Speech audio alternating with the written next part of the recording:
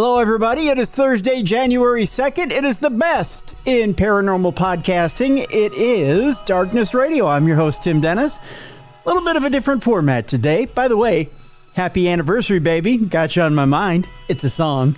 It's also the day after, technically, our anniversary, but we're celebrating all week long, and today is our anniversary show. But we're going to do it a little bit different than we have in past years. It's going to be a little bit of a year in review of this past year. We're not going to go over all 19 years of the show. This podcast would last from now until doomsday. I'm just saying.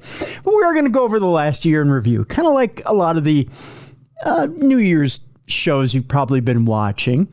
You know, over the past year, I don't know if you guys know how much of a prolific show we really are or not, or maybe you do. Maybe there's some of these podcasts you sit back and you listen to and you go, you know what, Tim, you put out 3 shows a week and I don't really listen to all 3 shows a week. Or maybe you do. Maybe you're one of those listeners I absolutely love to death who listens to all 3 shows a week. Maybe you're one of my special listeners. If you are, I absolutely love you to death, and I'll be on your doorstep to give you a huge hug and a kiss later today. Don't doubt me. I may just do that. If you are, then you've probably gone through all 157. I'm not counting the last one because there was one encore presentation this year. I'm just saying. 1 out of 158 shows. There was one encore presentation this year. That's right. Hardest working man in show business here. And that was only because I wanted you guys to hear the Steve Vai show really bad. Otherwise, you would have had 158 original programs this year. That's a lot of programs, not going to lie. But 158 original programs this year. Now, if you sat at home and said to yourself, I think I could do that. I think I could put together 158 original programs. Well, you might be able to. And there are some of you that would go, no, it's okay. I think I could hold off podcasting. Well, it's not easy, but you know what? It is fun. I'll give you that. It's a lot of fun. In fact, at the end of a program, if I say to you, you know what? If you have a suggestion for the program, send it in and I give you my email address, tim@darknessradio.com. I don't put that out there lightly. I put it out there because I genuinely want to hear what it is that you want to hear. Now, I was going through the show list earlier of exactly what those 158 programs were. And it was pretty impressive. I got to admit, I impressed myself. There was a lot of heavy hitting programs this past year. Some really nice programs in there as well. And as I looked at it and as I went down the year that was, 2024, I thought to myself, you know what, self? This was a pretty heavy-hitting year. Normally, the years that end in 4 for me are terrible. They're the worst years in the history of years. In fact, 4s were terrible years for me. 1984, my parents got divorced. 1994, I was stuck in between Wisconsin and Iowa doing radio, and they were some of the worst years of my life. I think 2004, I'm trying to remember where I was in 2004. I know I was in radio, but well, we'll get to that later. I just know years that end in 4 generally aren't great years for me. But this year, I got to admit, 2024, you guys made it a really good year for me. Now, before we get started and reviews just some, we're going to play some clips today and review and kind of relive some of these episodes a little bit closer than others and talk about and relive some of these episodes that were out there in the stratosphere for you to peruse yourselves, or in other words, stuff you subscribe to, or and if you haven't subscribed, darknessradioshow.com. But I'll tell you this much. These episodes, they spanned the gamut of the paranormal and true crime. They spanned everything from, on the true crime side, serial killers, mass shootings, drug dealers, drug deals, money laundering, and every type of crime you could imagine, to, on the paranormal side, ghosts, aliens, paranormal investigators, and investigation tips, to cryptids, Sasquatch, Loch Ness, Ogopogo. We had one episode on Ogopogo. By gosh, I could run it down for you. There's so much here. We had a cult episode. We had one episode on a cult.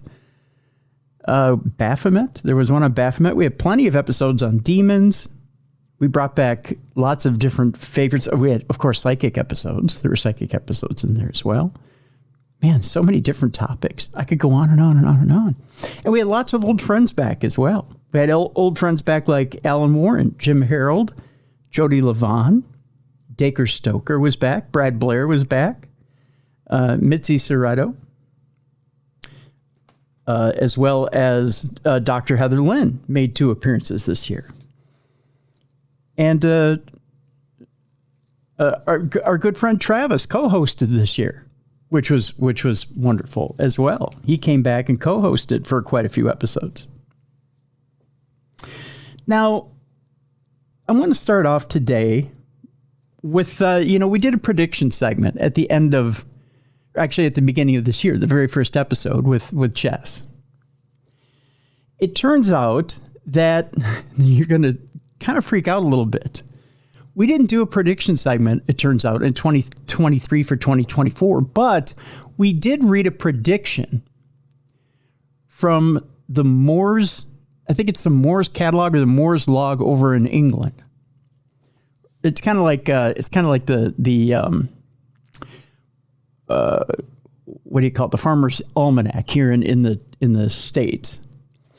And they made an unusual prediction about the president-elect, about President-elect Trump, which we kind of glossed over at the time. I don't know why we didn't treat it with more weight, but here it is right now. And folks, when we tell you what exactly this prediction is, it's going to astound you. In fact, I think it's pretty much going to knock you on your ass. I'm not going to lie. Here it is now. Here's Jess and I giving our predictions for 2024. This is in 2023. And I think it's going to shock you.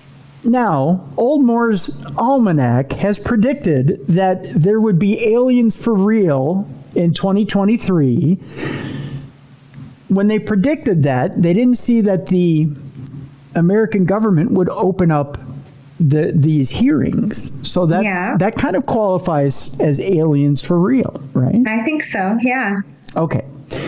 So what are we looking forward to in 2024 when it comes to Old Moore's Almanac? Well, here's what they say.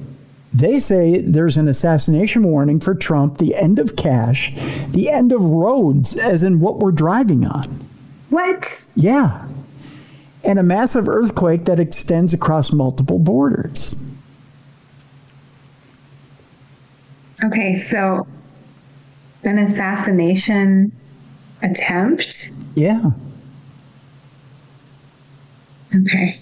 I'm processing. Yeah. It's a lot.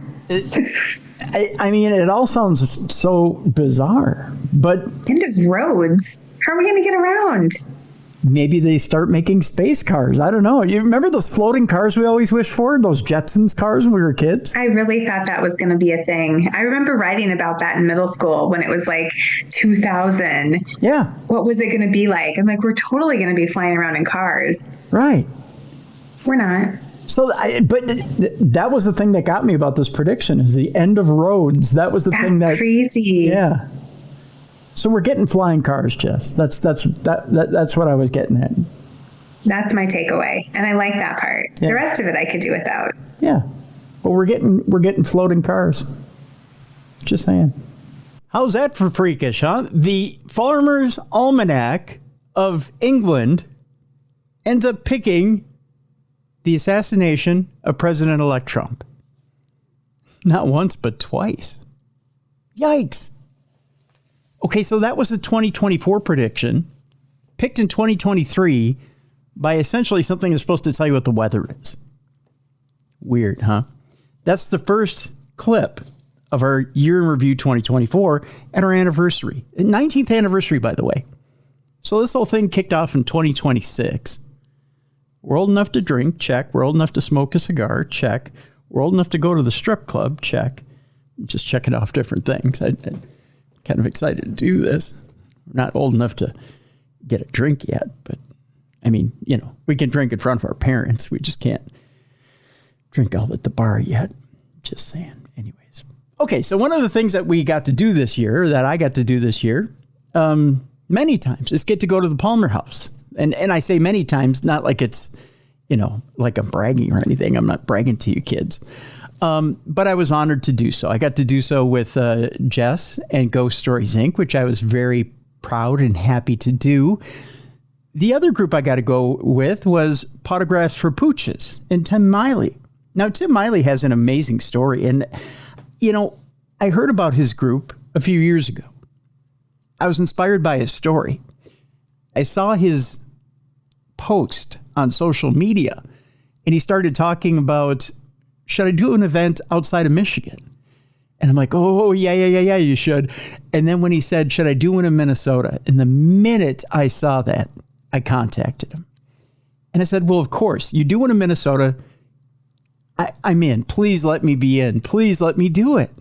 Because not only am I passionate about animals, as you know, I'm passionate about my chipmunks, right?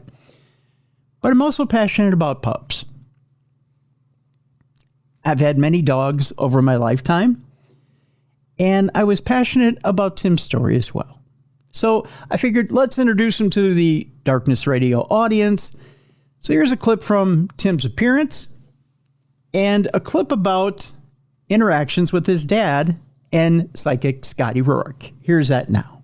With your dad in a coma for 6 years, I understand it's physically tough to see him like that. And then to have him pass away, it seems like you're getting more communication with him after he's passing away. Did he ever come back in spirit and tell you what had been happening to him in those 6 years in a coma, where he was, what had been happening to him, whether he could hear you or tried to communicate with you? Did you get any of that backstory of what happened in that 6 years? He did tell me through Scotty Rourke. Okay. That he knew when I was there. He could tell when I was there. There was one thing about his passing. As a 15-year-old boy, I was brought into the room with the doctor to decide whether to take him off life support. Oh, good. Sorry.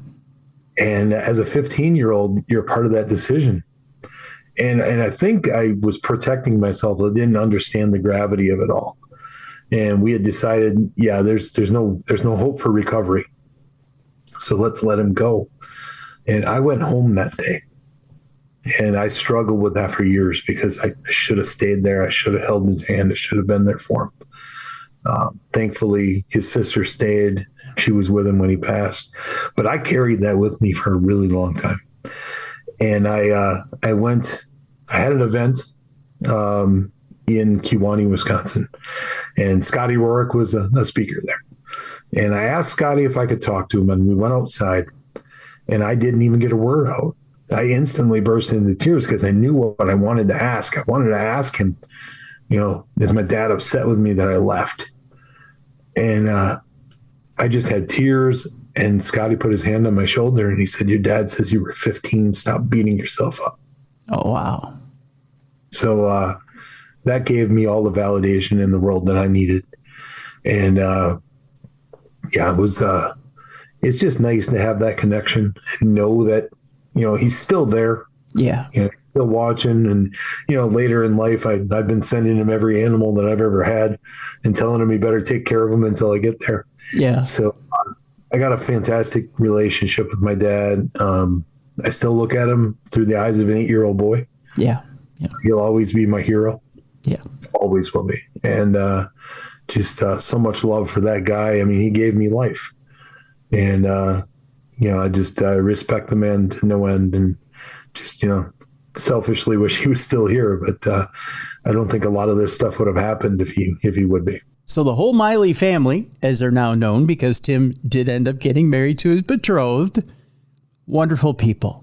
The event was amazing up at the Palmer House, and I really do hope that the Maile family comes on back to Minnesota and we do it again at the Palmer House. So there you go. Just putting it out there to the universe. Hope that it happens again. Hope we can do it again. So Tim, if you're listening, there you go. All right. Our next clip comes from Ron Moorhead. You know, we tackled the subject of Sasquatch a few times this year on the big program. And I think Ron Moorhead actually made 2 appearances this year on the program. Here's Ron Moorhead talking about both he and his daughter running into Sasquatch out in the wild and a little bit about their communication and speech patterns. Here's Ron now. Again, my daughter saw three different times she saw them. And Bill, my friend, got a glimpse of one like I did one night when they came around us while we were outside the shelter, which is very unusual. But he and I were the only ones there. We'd taken supplies in on horses, mules, and they started playing around, knocking rocks, whooping back and forth, and found out the next day that they got there before we did. So they knew who we were when we left, and I think they went right to the camp where they knew where we was going, and they were excited. I mean, that's when I had something. They started yelling at us, and I started yelling back. Over outside, mimicking them when I think they thought that must have been funny. Last night, I recorded the samurai cry.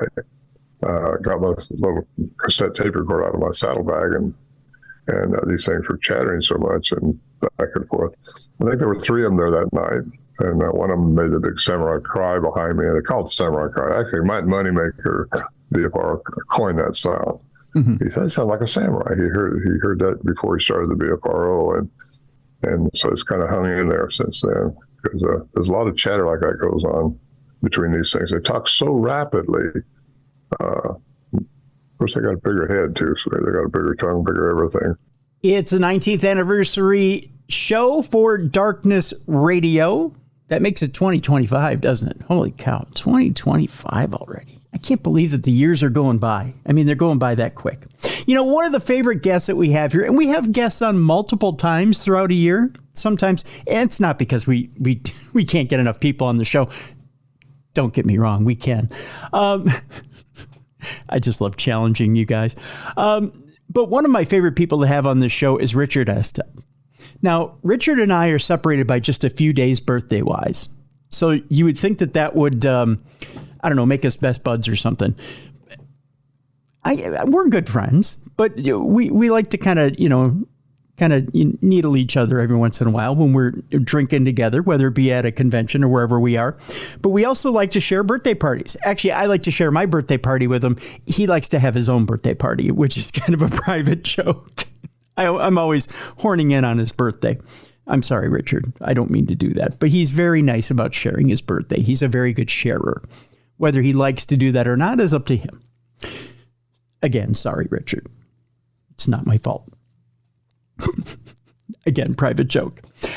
Anywho, Richard has brought some wonderful, wonderful material to this program over the years. And not only is the cream of the crop and top of his game when it comes to being an author, but he's a great author in many different fields. And we're not talking just paranormal. We're not talking just true crime. We're talking also he's expanded into history and other fields. How he still comes on this show, I have no idea. But we managed to get him on this show anyways. And I'm eternally grateful that Richard still graces us with his presence. But Richard, please still do this in 2025. We really do want you back on the program multiple times. And I know he has some great stuff in the hopper in 2025. For the first clip, I want to bring him on to talk a little bit about, he had a book out there in 2025 about murders of family, not murdering your family, but basically, it was about familicide and about families murdering each other. it was quite the gruesome book, but it was a good book.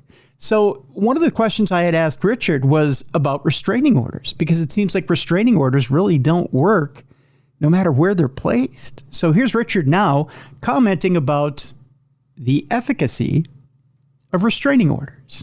Why don't restraining orders work, and what can we do to get them to start working? Because it seems like this type of abuse and this type of act springs from the fact that we're sorely lacking with enforcing a restraining order. Well, there are situations in the book, I've covered both types of cases. There are situations in which the system clearly failed the victims, that there were singular or numerous, even multiple systemic failures. And everyone agrees that our system is imperfect and it needs some kind of reform. On the other hand, there are those cases in which the hands of the police were effectively tied, the hands of law enforcement were tied, because a certain type of pathology or psychosis will ignore a restraining order as if it isn't even there, because they don't play by the rules and they're not going to. And so, the vast majority of us are individuals that abide by the law and we play by the rules. And, if you're slapped with a restraining order, then you obey that restraining order. Those that don't are the truly dangerous individuals, because a piece of paper isn't going to stop a certain type of somebody from acting, no matter how you word it or how you enforce it. Our next clip from Richard Estep has to do with his latest book, In Search of Demons, which was an amazing book. I don't know if you guys picked it up or not. If you haven't, shame on you. Again, all of these archives that we're talking about, all of these programs we're talking about from 2024 can be found at darknessradioshow.com. The archives are right there on the front page.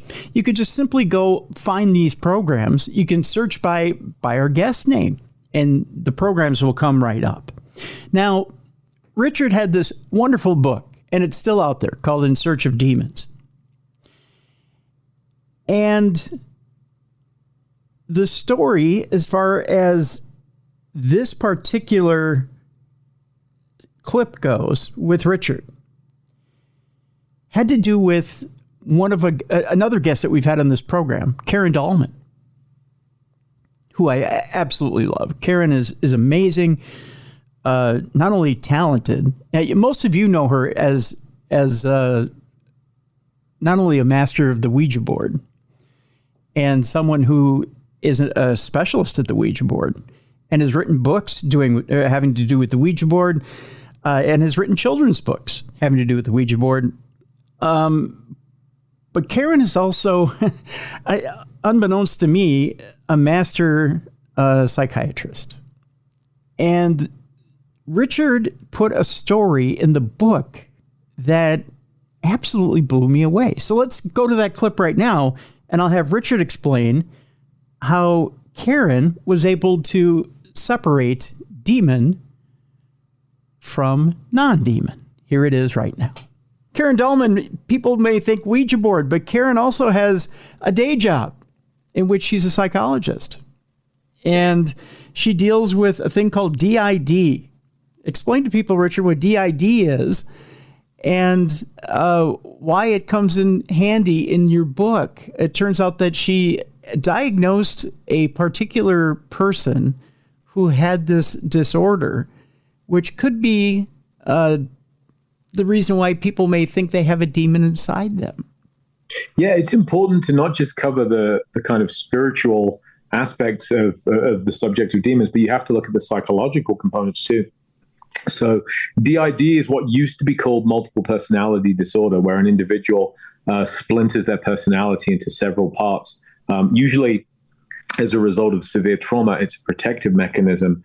And Karen is a licensed professional therapist. So she dealt with a case in which a patient had a dominant personality that called itself demon and spoke in this, we've all seen movies, right? In this just kind of harsh, guttural growl when the demon personality was in control. And Karen it tried to intimidate her, which good luck intimidating Karen Dahlman. If you've ever met her, that woman is a force of nature, Right. Especially if she's on a dance floor, I would say. But it didn't intimidate her, and Karen reasoned with it and was actually able to work with this personality, which wasn't literally a demon, but took on the characteristics of one in order to not only express some of these dark and negative emotions that this poor abused client had, but also to protect as best it could against future trauma. Yeah. And a fascinating story. Again, I want people to go to the book and read fully about it, because sometimes, folks, a demon isn't necessarily a demon. It can be mental illness. And the story is fascinating. It really is. It's such an interesting story. And the way that Karen comes up with the way to draw this personality out is absolutely brilliant. My respect became tenfold for Karen after reading that story. So really, it was an amazing story. I really love the fact that you included Karen in the book there, Richard. I hope you guys are enjoying the anniversary show. It's the 2025 Darkness Radio anniversary show already, 19th anniversary. I'm Tim Dennis, by the way, your host. By the way, before we go any further, I want to thank the co-hosts of this show. I want to thank Mally Fox. I want to thank Jessica Freeberg. I want to thank Beer City Bruiser. And I want to thank Travis Thorpe, who's filled in amicably when everybody has been unavailable. So I want to thank those guys for, by the way, stepping up, stepping in, and making me not sit here and talk to myself. And I know you may be saying, well, where are they all today? Well, they all have the day off today. That's one of the big surprises. They all have the day off today, as they're taking a New Year's break, which is good. Everybody needs a day off, right?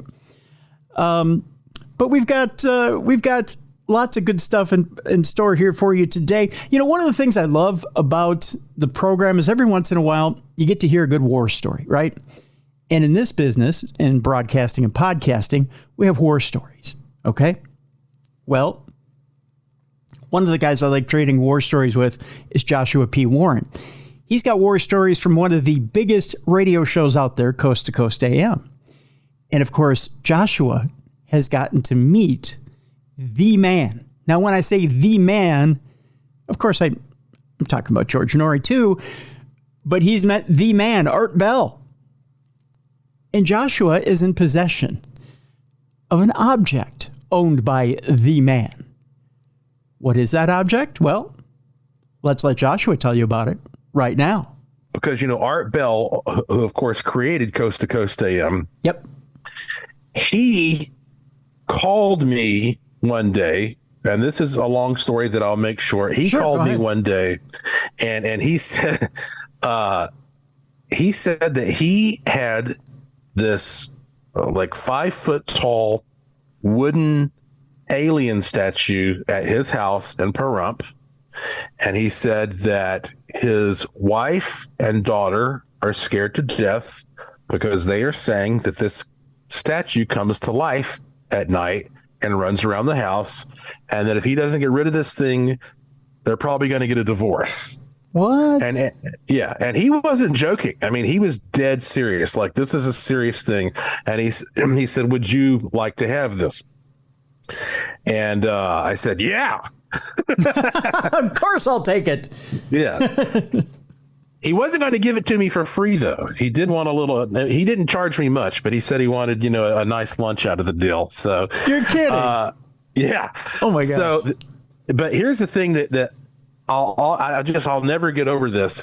He asked me to come to his house within. He gave me like a few days to come to his house and pick it up. Okay. And it was impossible for me to do that because I was near San Francisco, and I was filming an episode of Ghost Adventures. And then as soon as I was done filming that, I was flying directly from there to Michigan, to Sault Ste. Marie, to do the Michigan Paracon. Oh my gosh. So I had these two obligations that were back to back.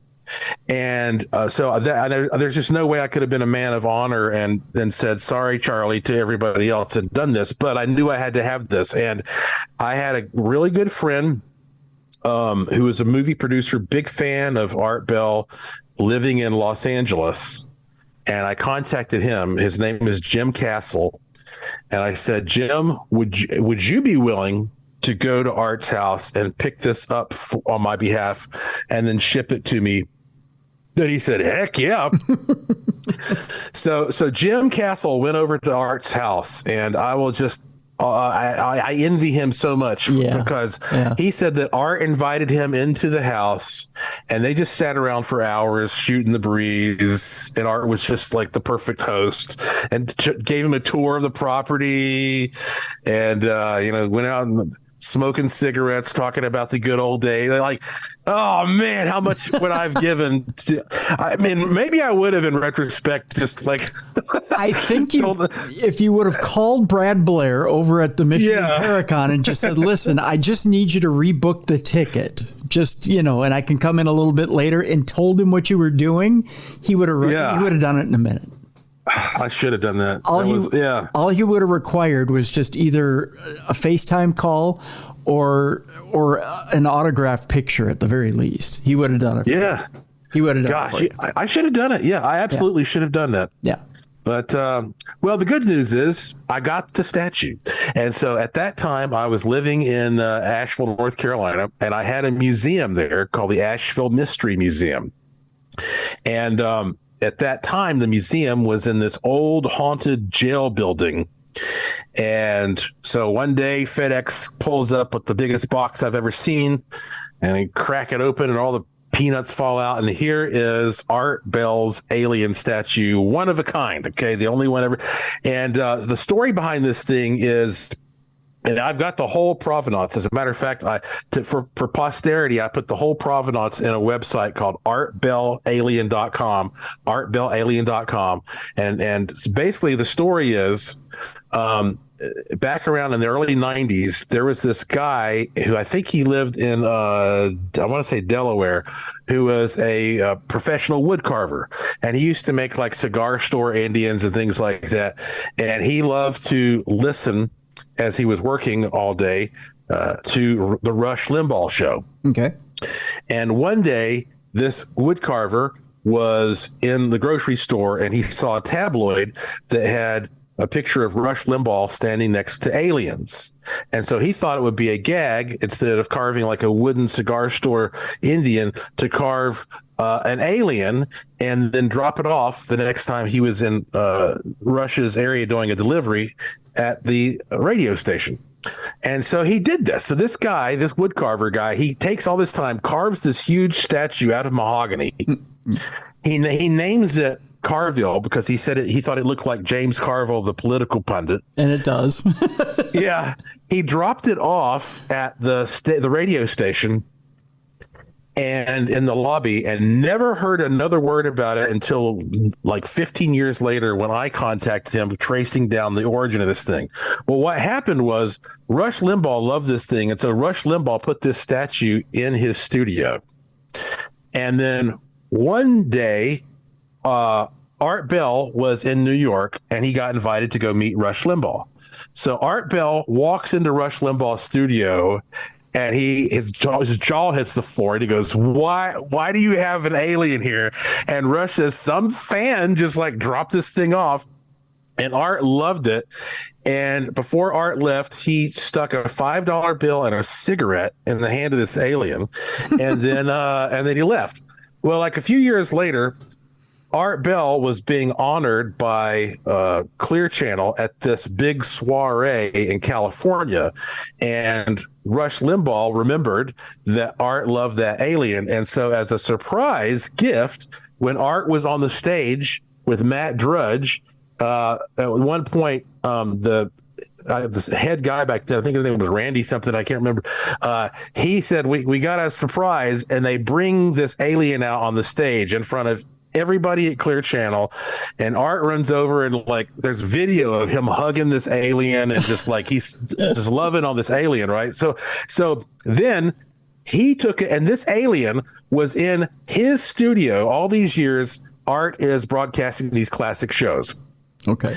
And then this thing ends up in my hands. So mind you, two guys who are in the Broadcasting Hall of Fame, Rush Limbaugh and Art Bell had this alien. And Art Bell was so nice that when he got it, he got down on his hands and knees and he signed the base of it. Oh, and wow. he had his hand, created a handwritten letter of his ownership and the story and the provenance and gave it to me, pictures of him with it, all this stuff. I have all this. So I got this at my museum.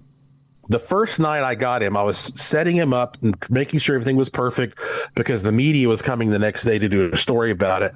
I left the museum. When I came back the next day, the entire 100-pound, like 5-foot-tall statue had shifted about, I think it was like 35 degrees to the right. And nothing else was moved in the entire museum. And I was freaking out. I was like, nobody's been in or out of this. Only I had the security code access. How is this possible? And I thought maybe this thing actually does come to life, right? Mm-hmm. So after that, I put a camera on him and I never saw anything. Well, that alien is now at my new house. Okay. So when you walk in the door, you're greeted by Carville the alien, and now here I have this relationship with Coast to Coast AM. It's like there's something mystical about. I've been with, working with Coast to Coast AM for all these years, but now I'm hosting the show on their podcast network. So I feel this connection to the legacy through him. So how about that? Joshua P. Warren actually is holding on to Art Bell's alien, and it may run around his house at night. Tell me that wouldn't creep you out. I know I wouldn't be too easy about it. Not unless Art visited me in spirit to try and calm me down. I think I'd be cool with that. All right, Darkness Radio 19th anniversary show. It's 2025. It's January 2nd. I'm your host, Tim Dennis. We're going to take things in a little bit different direction before we go to break. Okay? Here's the deal.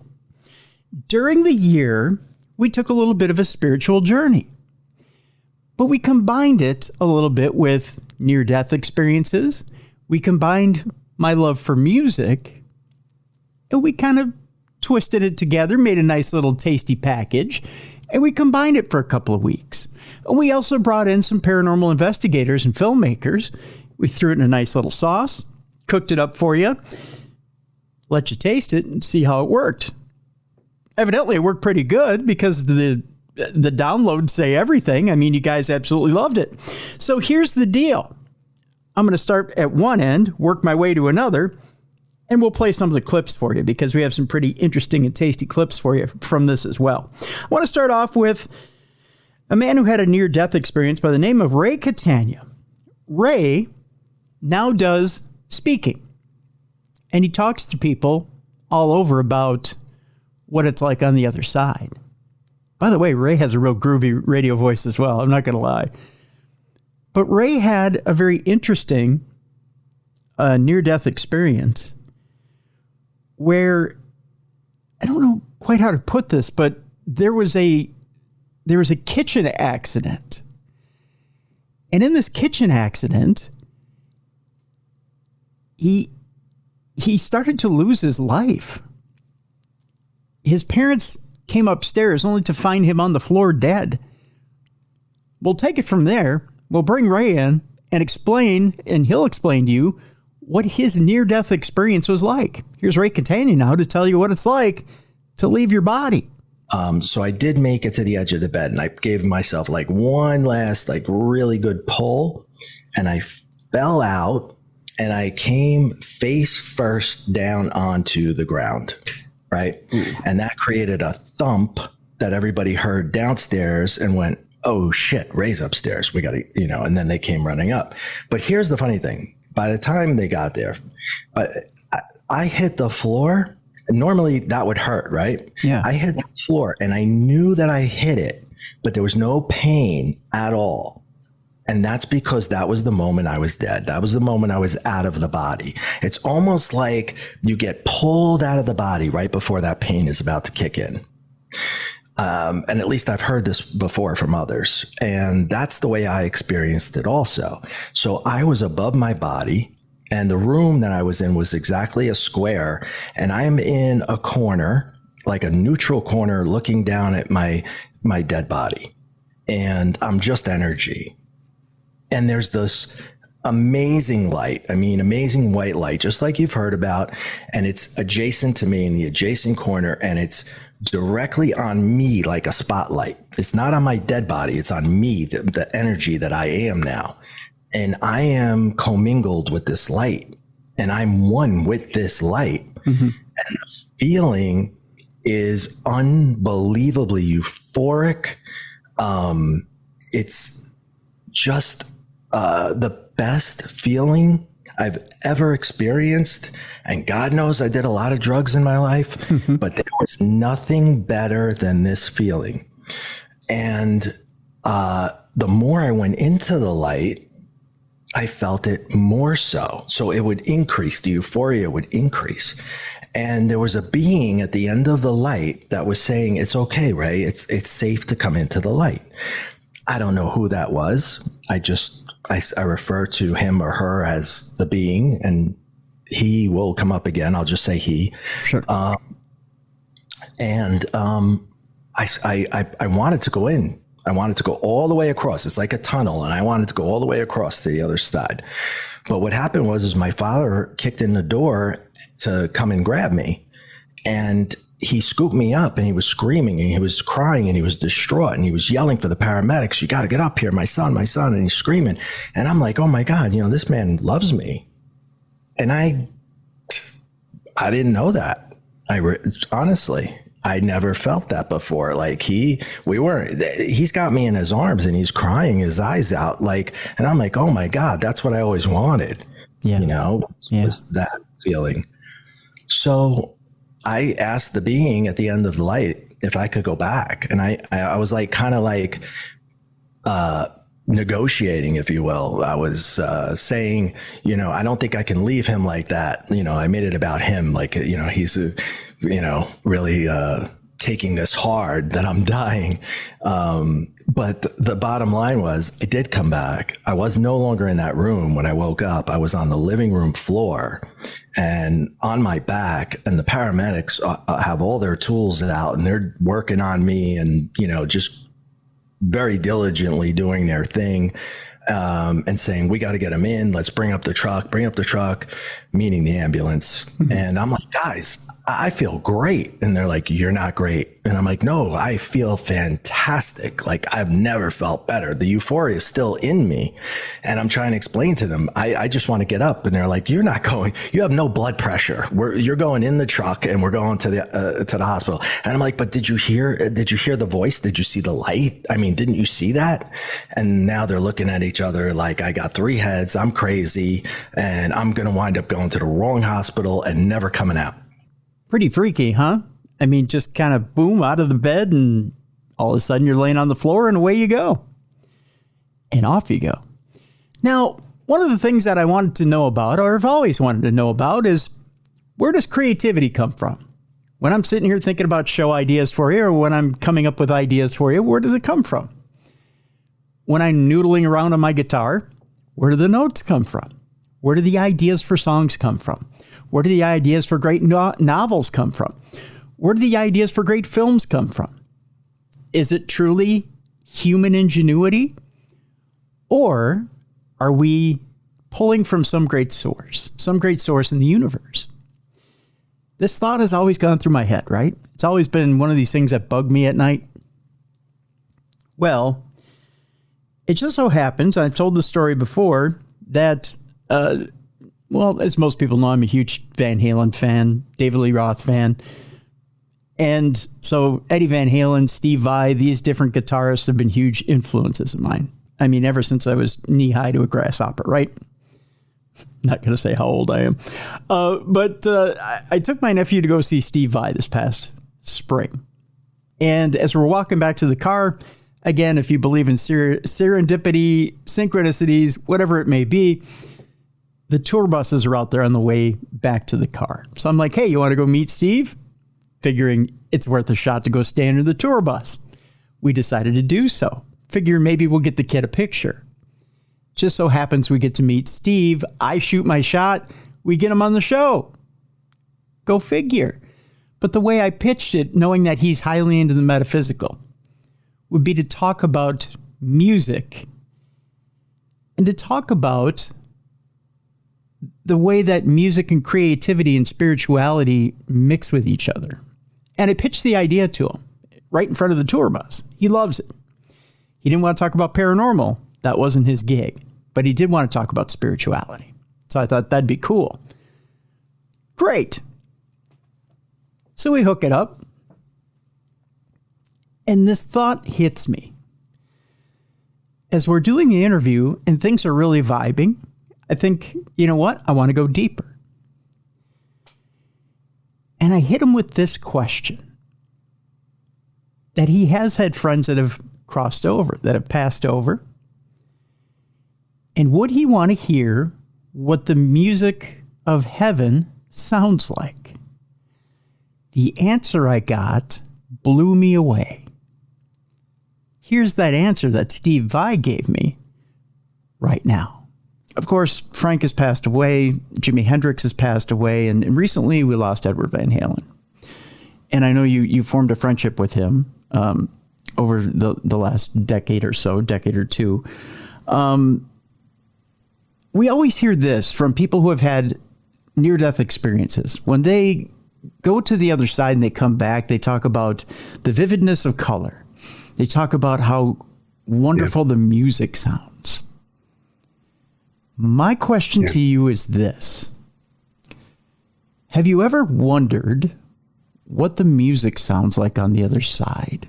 And would you want to know what that music sounds like on the other side? And would you want a sneak peek of maybe what Frank is composing on the other side or Edward might be doing on the other side?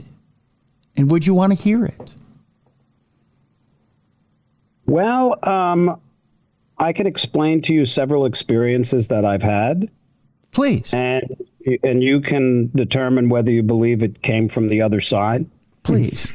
Back when I was from the ages of 20 to about 21 and a half, I was going through a severe psychological crisis. Mm-hmm. I was in a state of very, very deep depression. It was a darkness. It was a feeling of helplessness and hopelessness that those that may experience that kind of depression understand. You don't know why it's there. You don't know what brought it on. You just know that you're in hell. Okay. And frankly, that was the best thing that ever happened to me because from it, I got to a point where I kind of surrendered. I surrendered believing that I knew anything. And I remember when that happened, it was an exceptionally intense attack of fear and dread. And when these things happen, you lose your ability to discern certain things, and entertaining oblivion seems like a good idea, in those states, because you're suffering so much, you just want out. And I got to a point where I was ready for that. And right at the last minute, something said to me, well, this isn't the answer. Matter of fact, it only makes things worse. You have to figure this out now in this life. So I kind of decided I don't know anything, and I all I want is the truth. I remember that became a very, very clear desire. I just want the truth. I don't care what form it comes in. I don't care if it's Jesus or Buddha or little green men. I don't care. I just want to know what's going on for real. Because I don't know. I remember feeling that way when I was 6 years old, too. I walked out and I looked around and I thought, okay, what am I doing here? What's going on? I was just one of those people. So after that inner declaration, strange things started to happen. They were Also, I was studying lucid dreaming. So I was having these extraordinarily lucid dreams. There were 3 or 4 times in my life where during these, and especially this one time, I found myself, and I've written about this in the liner notes someplace for Passion and Warfare, maybe not the record liner notes, but I discovered that this wasn't a unique experience because other people have it. And it's like the feeling of traveling at the speed of light.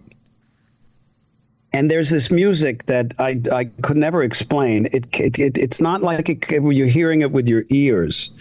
And it's not like it's conventional. It's if I had to try to explain it, I'd say it's like every instrument in the universe, all out of tune, but playing incredibly intense, powerful, colorful.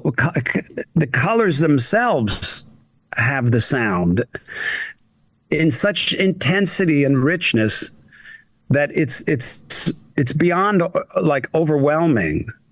You know, you have to completely surrender. And this music was just so intense. It was abstract.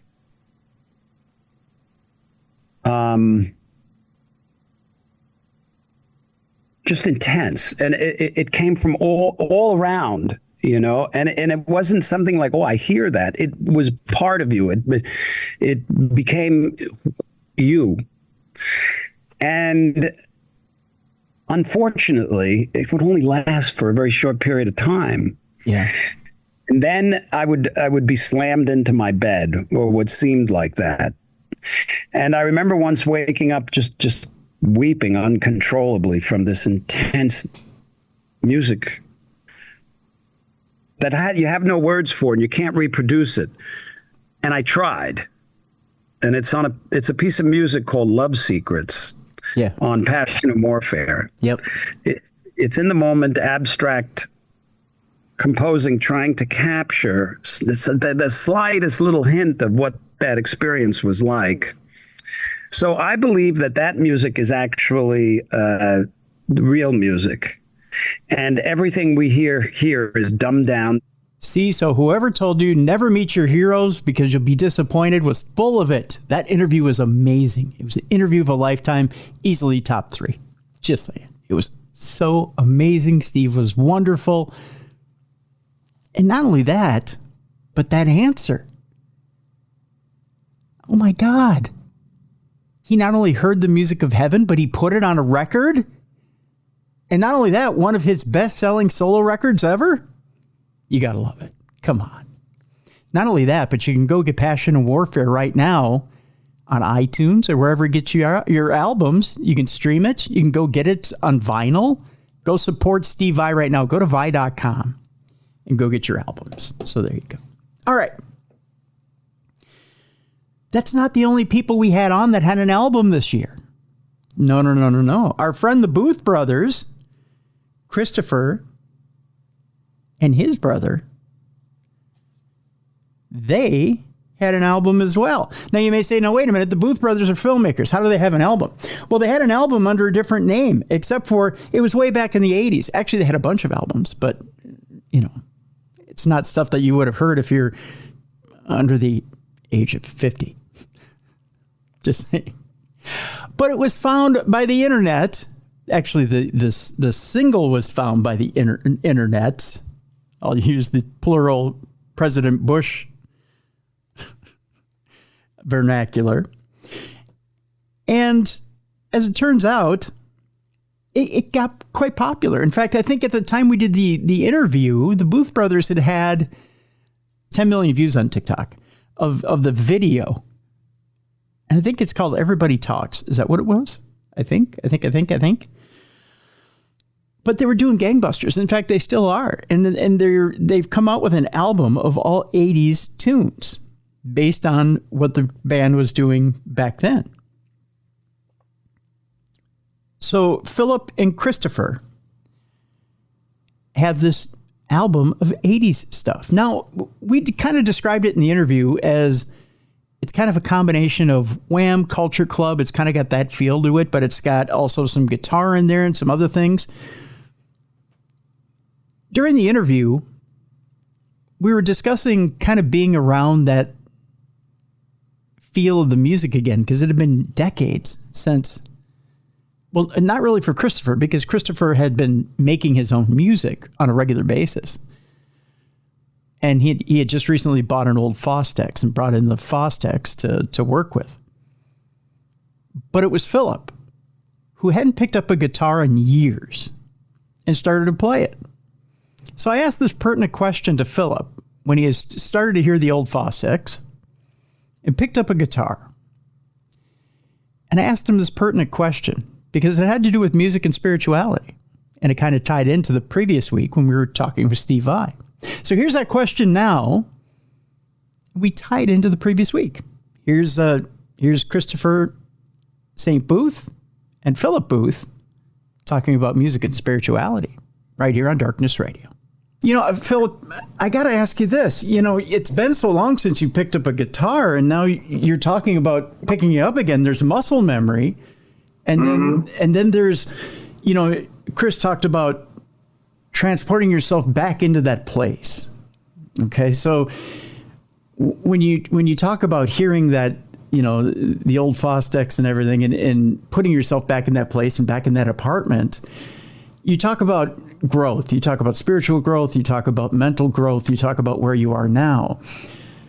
When you pick up that guitar and you start to play, you start to noodle around a little bit, do you find yourself transporting yourself back to that place, or do you find yourself in Philip now and wow, that's a deep question. and playing something different? Do you find yourself playing differently? It's a great question. I find myself, I could tell me recorded it the other day, the track, and I'm sitting here at the console. I have a whole Pro Tools system here, and I turn around, and I'm gonna let you know, so I just had to say this because you've never heard this. I turned around and it was him back then with the same amount of energy and the same kind of charismatic vibe. It's like it never changed. It was, like I said, I'm tearing up, to be honest, a bit, because it was a part of me that I did for a long time. And I moved on to writing films, directing, editing, cinematography, but I never lost that. And picking it up again, because I've already tracked. And there was a video on Instagram and on Facebook of me tracking ulterior motives, actually. Redoing the guitar, because we're redoing the song, unless we can find the vocals, which we'll talk about in a bit. And I was transported completely back then. Just like I was 21, 22 years old again. And my whole body language changed. But to your deep question, I had the wisdom and the inner peace with it now. Confidence. Instead of the hungry desperation or ego. Confidence too. Yeah, that one had when they were 20s, like, look at me play. Now it was more like, I was born to do this. It's made full circle. I'm grateful for all those people for bringing me back into this element. So it made it even more powerful. And so now I started looking at Gibson Les Pauls again, because I still have a lot of old 80s guitars, which I was destined to redo these tracks with the guitars. Like there's a MIDI guitar back then. We were talking about Steve Vai early on. Yep. And a MIDI guitar back then, I still have it, would trigger the grunge or the twang, whatever you're playing, but at the same time trigger any of these keyboards or sounds or Fairlight or samples at the same time. So you were able to get that sound. So when you hear ulterior motives and you hear that guitar sound, it was a MIDI guitar triggering regular guitar, type of Brian May harmonies kind of, but with synthesizers. So we went straight back to use that guitar again. Okay. So like I said, and it sounds great. This is bigger for us than more than just, oh, hey, put an 80s album out again. It's a life-changing thing. It's put us in a different perspective. Pretty interesting, huh? So, Philip, all that muscle memory comes back and something else comes back. He gets transported right back to that place he was back in the 80s when he was first that creative kid. Who knows what that was? Did he pull that creativity from the well? That creative well that we all tap into? Or was it him? Was it his ingenuity? I'll let you decide. You can email me, tim@darknessradio.com. Tell me what you believe. Is it nature or nurture? Is it you against the universe? You tell me. I want to know. All right.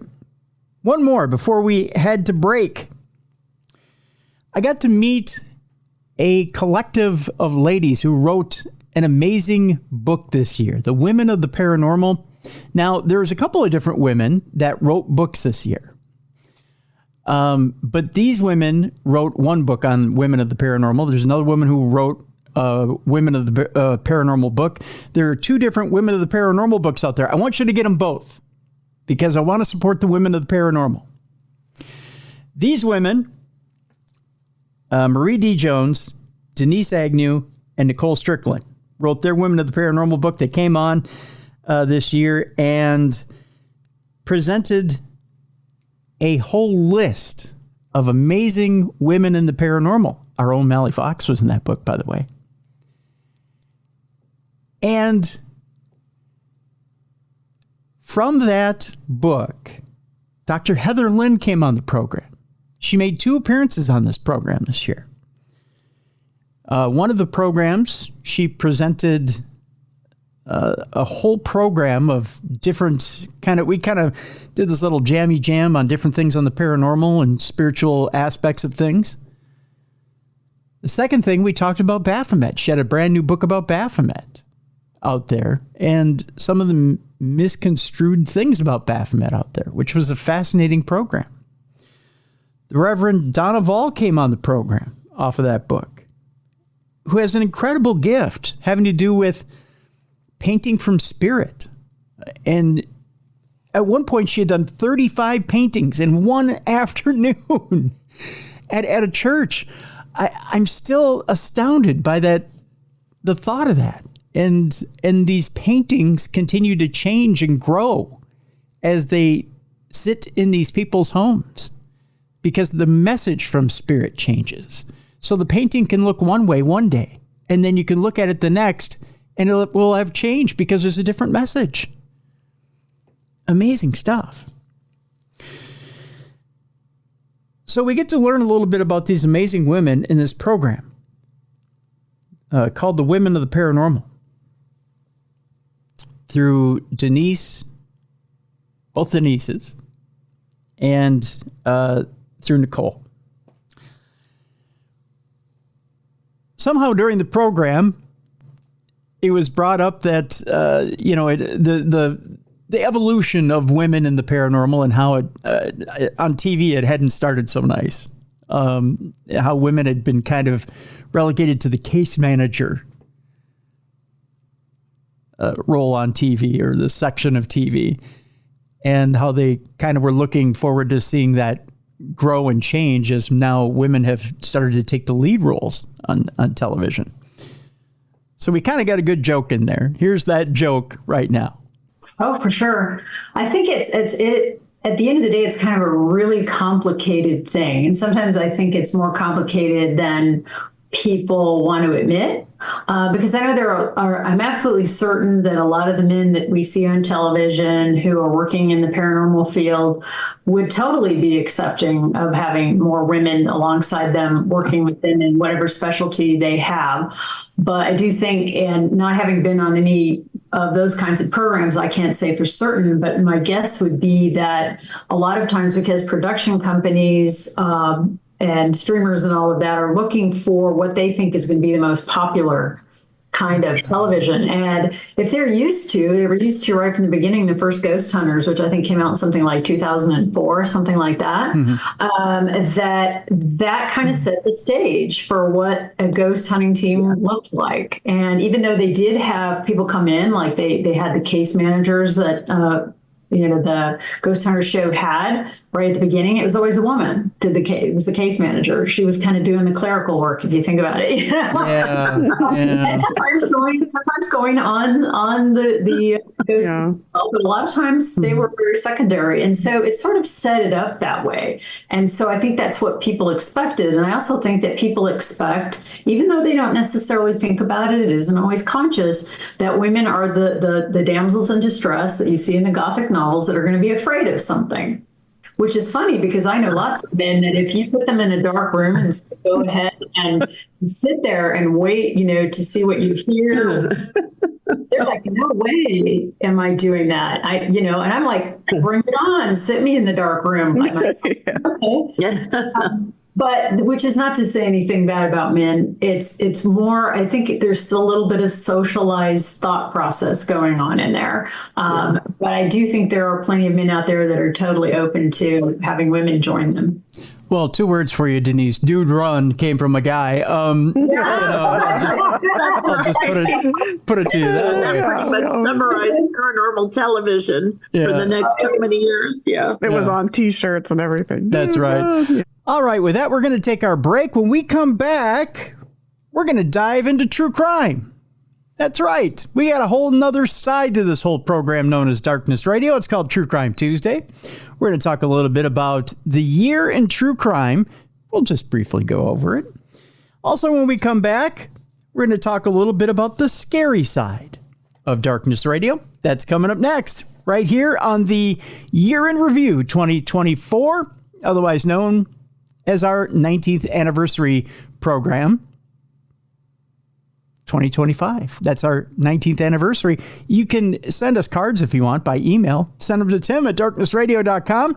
Also, you can send cards to Jessica or to Mally or to Bruiser by sending them to tim@darknessradio.com as well. I don't know if you want. I mean, email cards. You don't have to email us cards. I don't feel like you have to send us gifts. Don't feel that way. I mean, it's just a day, really. I mean, we're just getting older. It's an anniversary joke, guys. Anyways, we'll be back with more right after this on the best in true crime and paranormal podcasting. Oh, by the way, we do have a little surprise at the end of the program. Get your tissues ready. We'll be back right after this on Darkness Radio.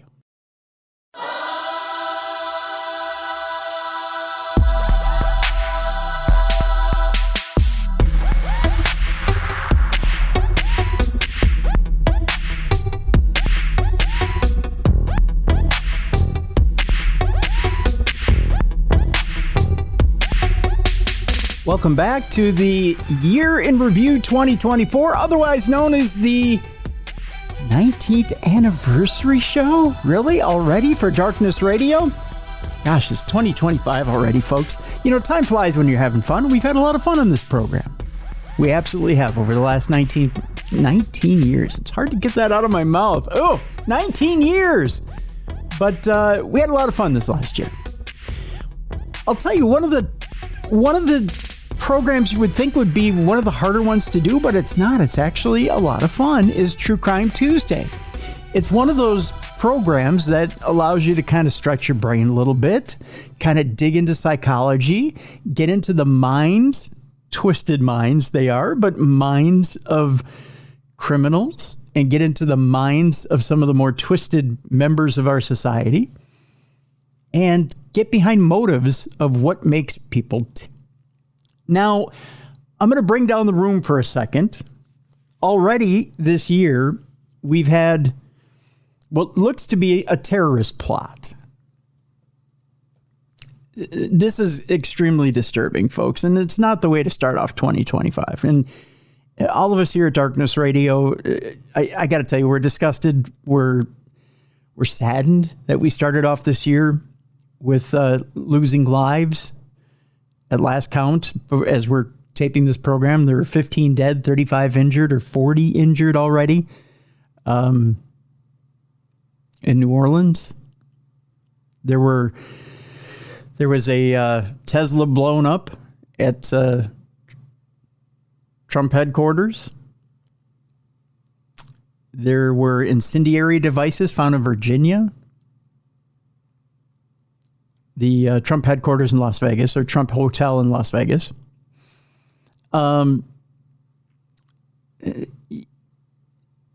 You know, all signs point to ISIS at this point, or to an outside organization that's trying to infiltrate America. It's been 13 years since something like this has even come close to happening. So we've had relative autonomy since then. It makes you wonder, right? So if there was ever a time where we need to come back together, now is it. Now we need to take our heads out of our phones and bring ourselves back together. And with that, I'll step off the soapbox because it's anniversary time, right? But with that, we'll say that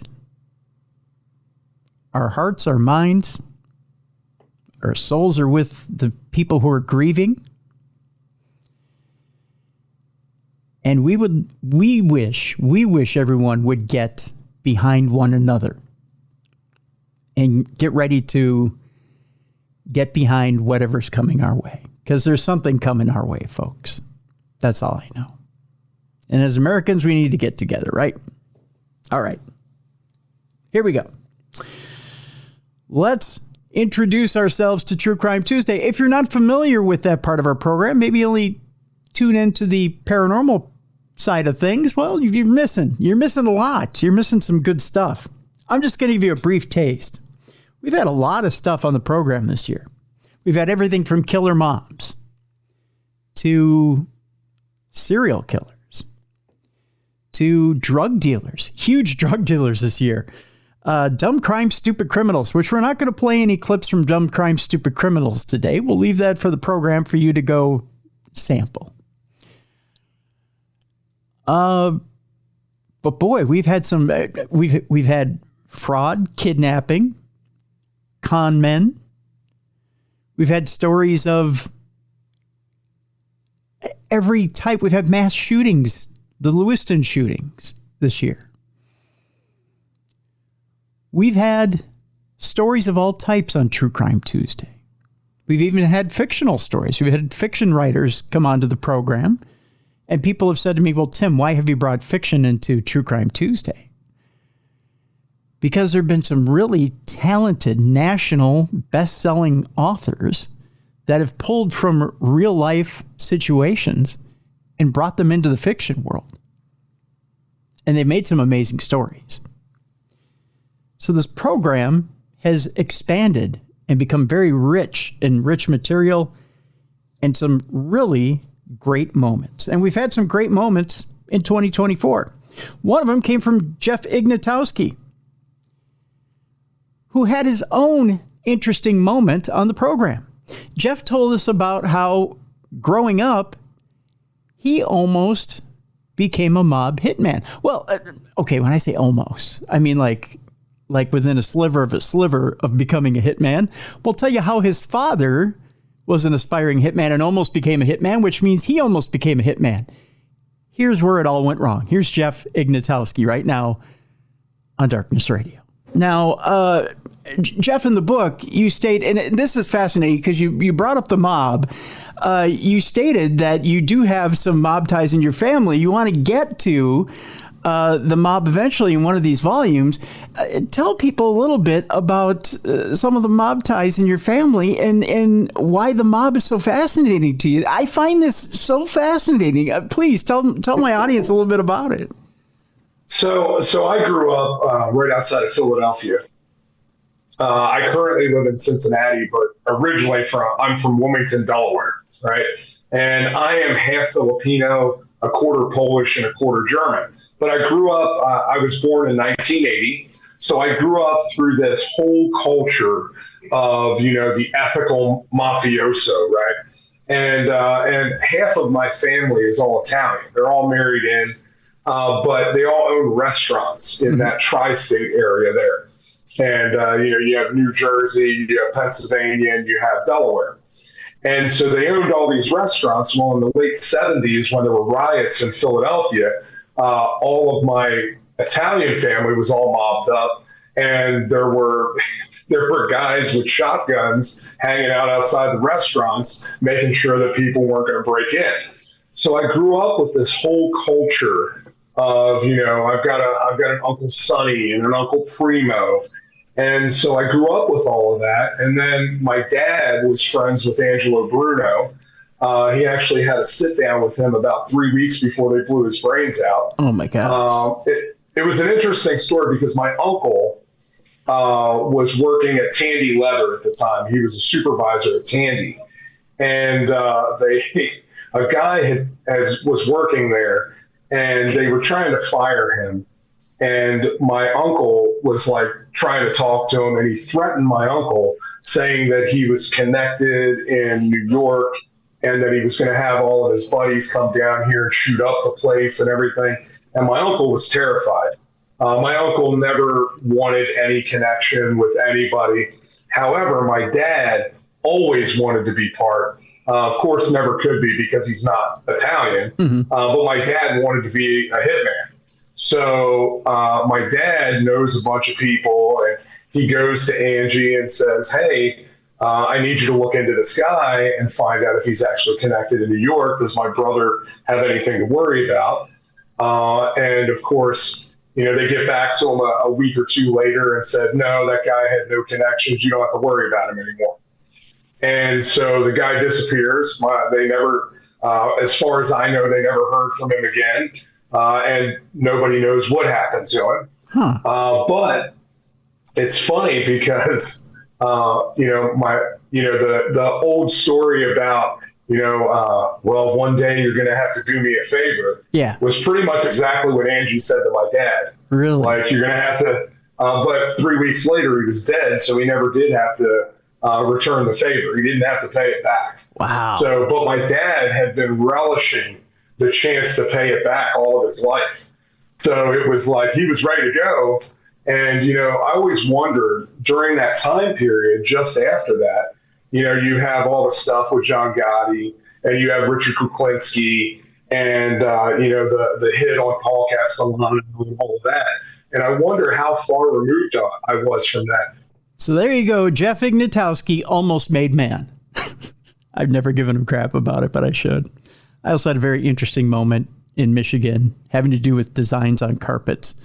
Ask Richard Estep about it. Ask him what's on the carpet at Michigan at the casino, and he'll go nuts. I'm just telling you.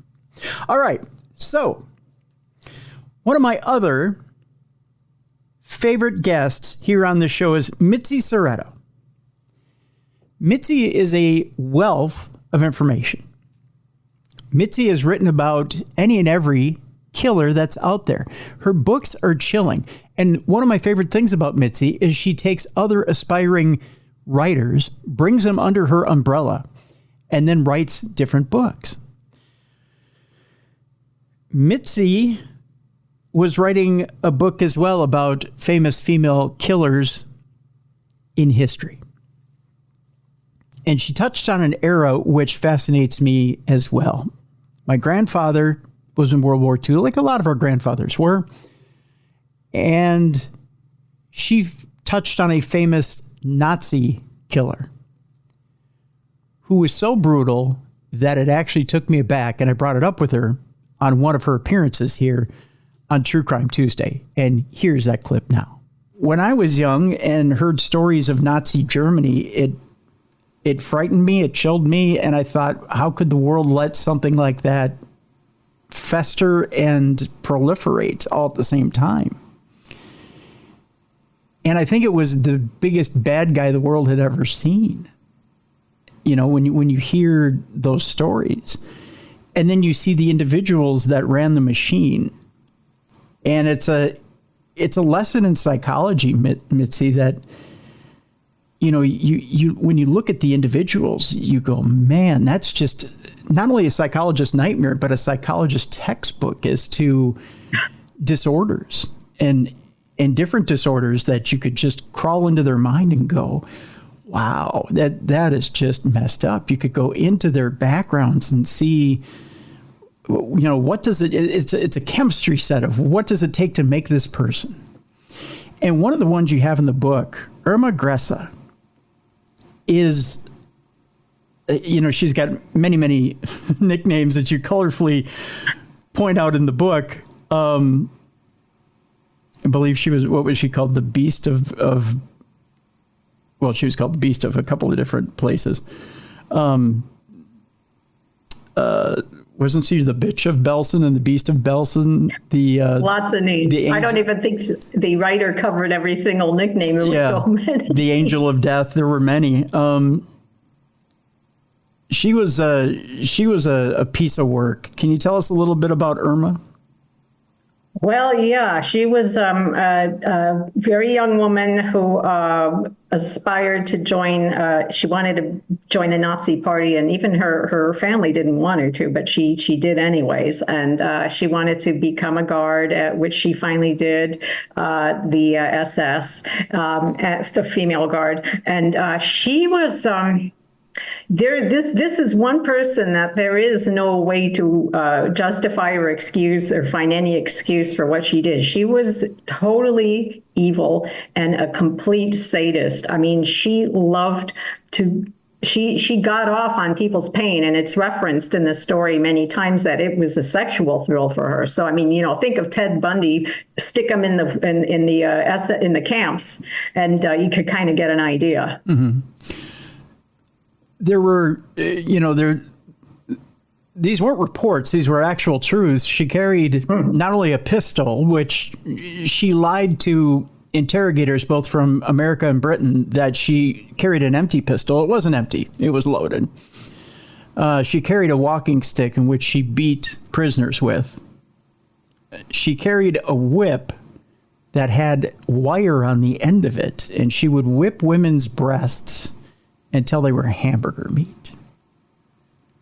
Yeah. And interestingly enough, when things started to leak out about how the inmates were being treated, the people at the camps, the Nazis hurriedly put together some sort of medical thing to kind of fix these poor women up, which I had no idea about that, and neither did the author, because I mentioned about that. Let's look into that further. But yeah, I mean, she even had dogs that she kept starved so that they would go terrorize the people in the camps. She was I don't know. I can't think of anyone that I've read about that was this positively horrifically evil. And interestingly enough, she even violated what the rules of what she was supposed to do as a guard. I mean, even her supervisors were telling her, hey, cool it, you can't do this, you can't do that, you're not supposed to have this kind of weapon. She defied them all. She honestly didn't even care. I mean, she was so bad that you had big positioned Nazis above her saying, hey, Aunt Irma, no. Yeah. She was one of, if not the, I mean, you put her right next to Goebbels as one of the top, one of the top sadists, one of the top engineers, one of the top, I don't know, I can't come up with an evil enough word, Mitzi. There's just not an evil enough word for her. And her age, I mean, she was so young as well. And you wonder, how could somebody be that developed in their sadism, in their whatever it is? I don't know if we could even call it hatred. I don't think she hated, but I think she just loved to thrive on people's pain and misery and whatever. And and the power, obviously the power, she got off on that. Chilling, huh? All right. Speaking of chilling, our next topic on True Crime Tuesday is one that up until now we tackled, but we never had anyone attached to this particular serial killer. Now, serial killers are a big thing here on True Crime Tuesday. We always hear from you guys, we can never get enough serial killers.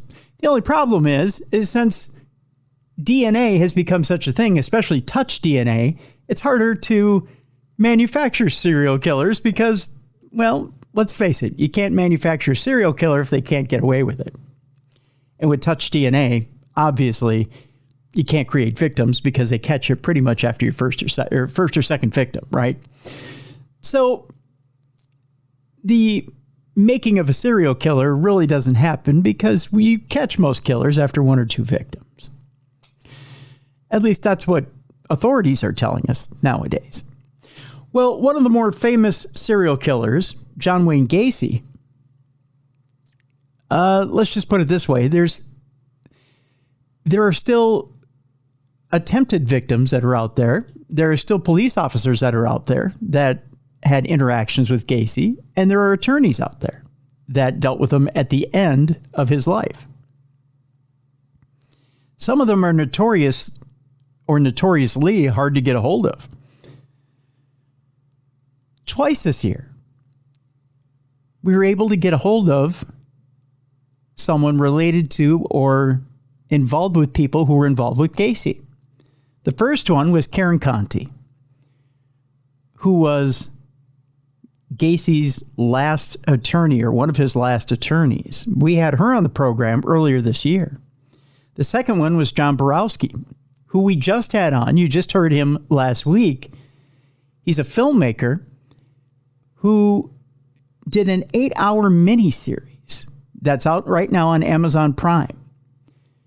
And it's the most comprehensive miniseries you've ever seen on Gacy. It covers him from birth all the way up until death.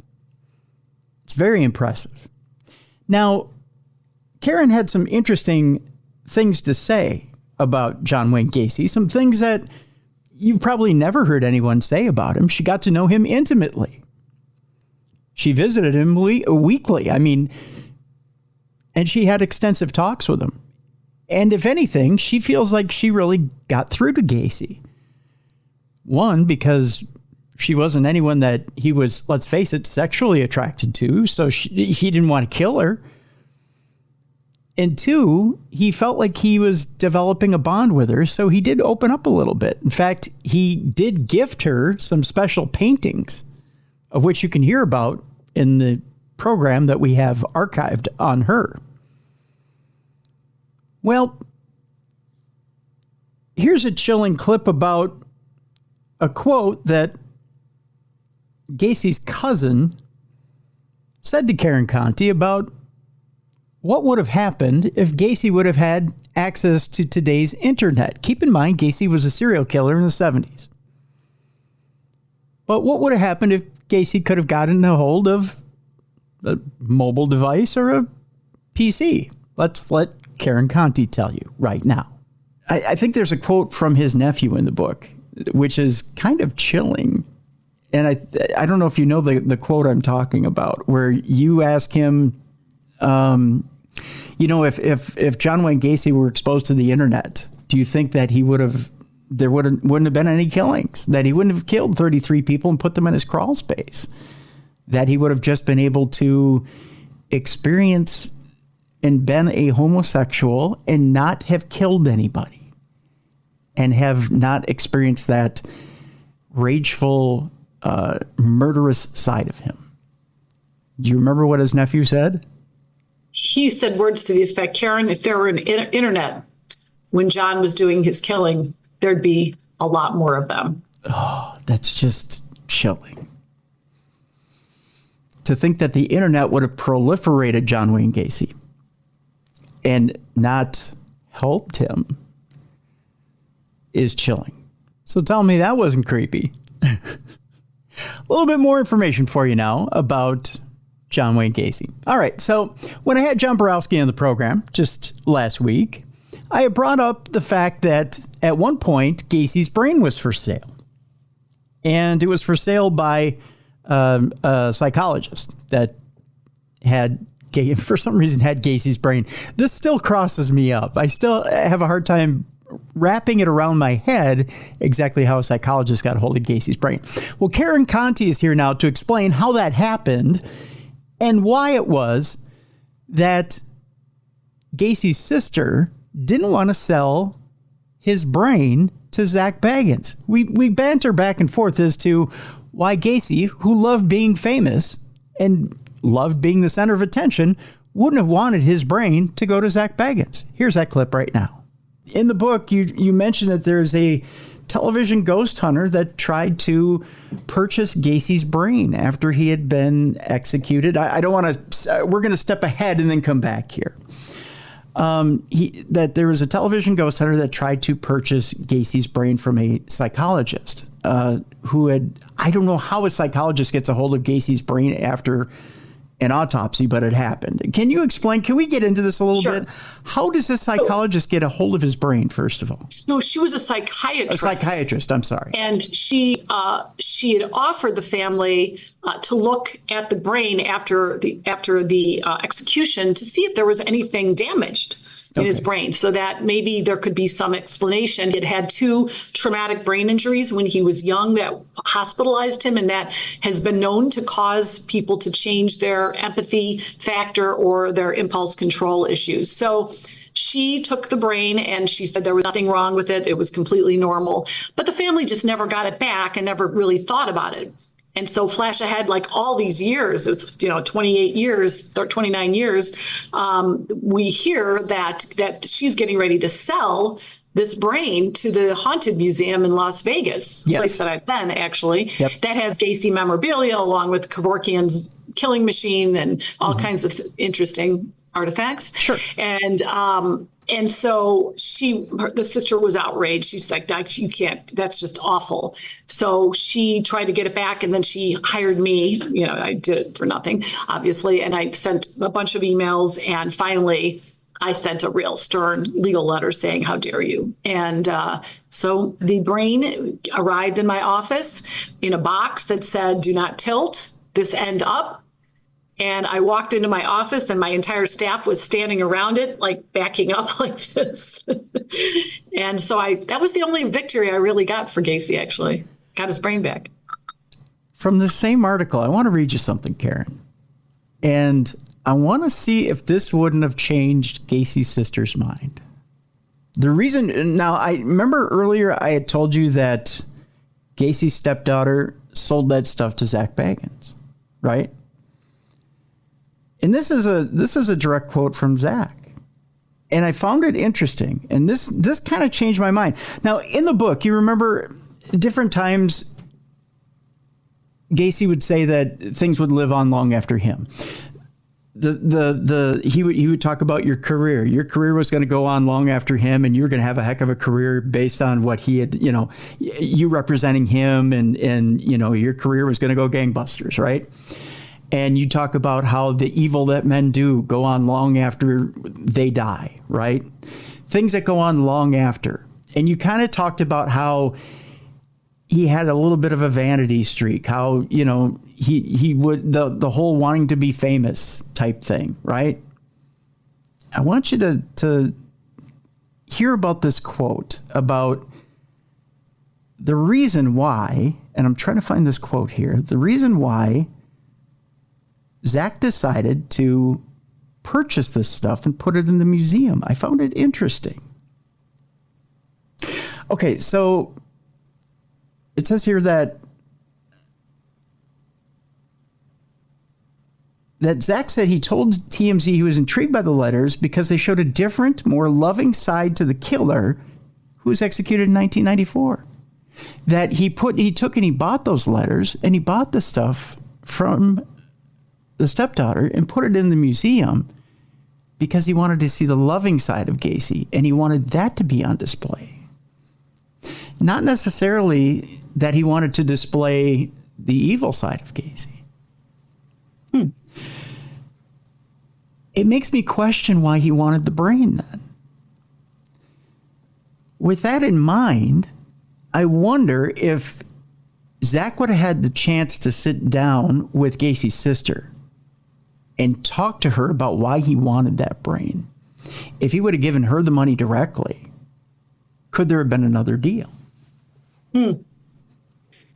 Gacy's sister she just died a couple weeks ago. Oh, I'm sorry. I'm so sorry. I didn't know. Yeah. And we had been, I wouldn't say close friends, but close acquaintances for 30 years. And we've always checked in with each other.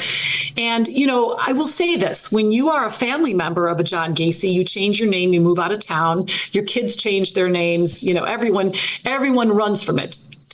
Karen, Gacy's sister, also a Karen, was horrified that her brother was what he was. She had no clue. She was the most shocked. She knew him as a generous guy, a normal guy. She knew that there was problems with the dad's relationship, but she said it wasn't that bad where he turned into a serial killer. She felt enormous guilt from the victims' families. Like, could there have been something I should have seen or done or gotten him help? And it ate at her for years and years. And when he was executed, she grieved. I mean, the government killed her brother, and she couldn't stand out there and show her grief because everyone would have said, "Oh, she's Gacy's family. Who cares?" Right? Mm-hmm. She doesn't get to grieve like the victims' families. So she had really tortured the last 30 years or more, actually 45 years. So my guess is that she wouldn't have dealt with that. She wouldn't have done it for all the money in the world. Okay. She's not that kind of person. I think she would have recognized. And listen, Zach Bagans has a cool museum. It's creepy, but that's what people do in true crime. And there's some creepy things there that aren't showing the loving side of a serial killer. There's stuff there that's just for the creep factor. That's true. And true. I get it. And I don't disparage him for that. I think, he's found himself a wonderful niche. Good for you. You entertain people. And you do explain some things. There's some things in that museum that are educational. So, but I don't think his sister would have done that deal. All right, so that's True Crime Tuesday. And we hope that you would tune in on Tuesdays, if you don't already, to catch some of the scary of the human mind, that is, along with some of the spooky, which is the human mind, that is, and some of the spooky things that humans do. Occasionally we mix it up with some of the paranormal, with some of the absolutely frightening that is true crime. And then we combine it with some of the funny with dumb crimes and stupid criminals. So tune in on Tuesday to get some of that. All right. It's back to the scary and spooky and supernatural. We had a few guests during the year that absolutely brought some of the incredibly spooky throughout the year. And one of those that you guys seem to like over and over and over again is Nathanuel J. Gillis, a demonologist who, let's face it, just thinks outside of the box and is a step ahead of everybody when it comes to the field of demonology. Here's Nathanuel right now, who made an appearance on this program back in the spring, coming on the program basically to tell us that your lying eyes shouldn't deceive you, that one may be the other, and your chocolate may be in your peanut butter, and your peanut butter may be in your chocolate. And let's face it, neither one probably has an effective weapon that can be used against it. Does it sound like I'm speaking gibberish, that I'm out of my mind? Well, let's hope Nathanuel can clear this all up. Here's Nathanuel J. Gillis to explain more. And we were talking about how the demonic aliens and whatnot may be essentially just one entity. Correct. And yes, propaganda. It's employing propaganda. I mean, how many times have you heard the number 666 being involved in hauntings? Yeah. All the time. Well, okay, it just takes a cursory knowledge of Aramaic and Greek gematria, which is the assigning of numbers to words and letters. Yeah, when you look up 666 in that correct text language, you realize that was just the number for Nero, that the author of that text was referring to Nero. And yet we see it in demonic hauntings. Why? Because the intelligence we're encountering is it's evolving according to the current theology of the time. Think about that. It doesn't want to be biblically literate, because that would mean it's real.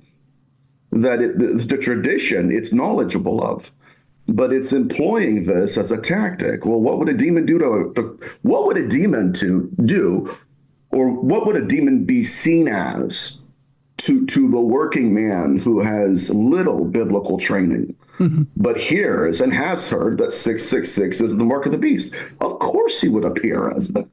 If it wasn't a real phenomenon, if it was just evolving according to the awareness of pop culture, not holding to a real historical timeline of theology, no. That's when I, as a researcher, was like, time out here. time out here. Why is it always appearing as it's at 3 a.m.? It's demons. Who told us that? Right. Yeah. Yeah. The Trinity. Well, who believed that? Did they believe that? Hold on. When did demons originate? Well, according to biblical antiquity, the Old Testament. So they believed in the Trinity in the Old Testament? No. There's something wrong, my friend.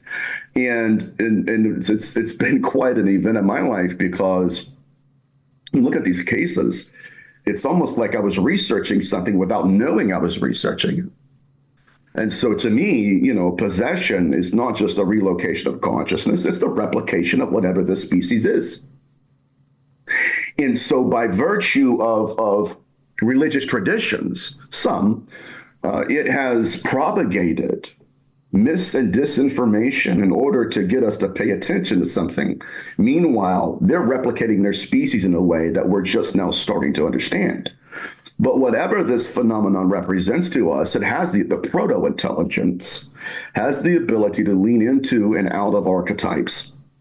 What does that mean? Mm-hmm. With the extraterrestrial, there are rules that they allegedly play by. So it leads into that archetype. Well, according to demonology, right? Well, they act like demons. They must fear holy water. Okay, it'll lean into that archetype. Meanwhile, the true proto-intelligence, the source, the consciousness behind all of those incarnations, is completely alien to us. We have no knowledge of what rules that actually plays by. So are there actual universal rules to drive it back? I mean, you would think that, okay, so, basic universal law says for example, for everything dark, there must be light. So there has to, for every yin, there must be yang. There must be something to balance it out. So there has to be something that defeats it. If it is dark, there must be something light that must defeat it, correct? Yes, within that model, I think that when we're looking at whether it's good or evil, it's a very binary way of presenting the data. I would suggest we're dealing with something that is alien to us in terms of morality. H.P. Lovecraft presented a model of morality. It's called its cosmicism, and that's been most demonstrated by these beings, where it's not that they're good or bad, it's just you're an ant. Okay. And whatever it's doing, literally, unfortunately, it's bypassing this. And that's just one model. But in terms of what we can do, I have been employing iron, and I have instructed others to as well in malevolent hauntings, and we've had some success with it. But there are cases, obviously sometimes holy water does work, but as we've discussed in times past, other times it will literally go out of its way, the proto-intelligence will, to make a statement that flies in the face of everything. I mean, even to the point where, just remember this, even to the point where, like Malachi Martin was on a weekend and he was performing an exorcism, and the exorcism was unsuccessful, but then he returns back to his personal quarters. And as he's asleep one night, there were 4 shadow figures that manifested to him by his bed. And in unison, they began to say the Lord's Prayer backwards. And I thought, for the longest time, my friend, I thought that's the weirdest thing I've ever heard. It's strange. It's not backmasking. It's quite literally just uttering the Lord's Prayer backwards. Yeah. Well, the Lord's Prayer, again, was used as a linguistic amulet against the darkness. But the ritual of saying it backwards stemmed from Eliphas Levi, and even before him, the practitioners of Kabbalah. It's a Kabbalistic way of exorcising entities. Isaac Luria, it's a Lurianic tradition. And so whatever this phenomenon was almost suggesting to the exorcist, you can say it forward or backwards. This proto-intelligence transcends that. Matter of fact, we're going to say it to you to show you and prove that. And so whatever we're dealing with, again, there are times in history, even now, where it will lean in and create religions to which it'll apply rules to the mask it wears. And I mean, when you're replicating not just your own species, but you're replicating with the intention of masquerading as something else, that's powerful. That's profound, my friend.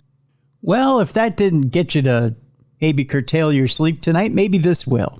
Seth Breedlove was on the program this year to promote a movie called The Skinwalkers 2.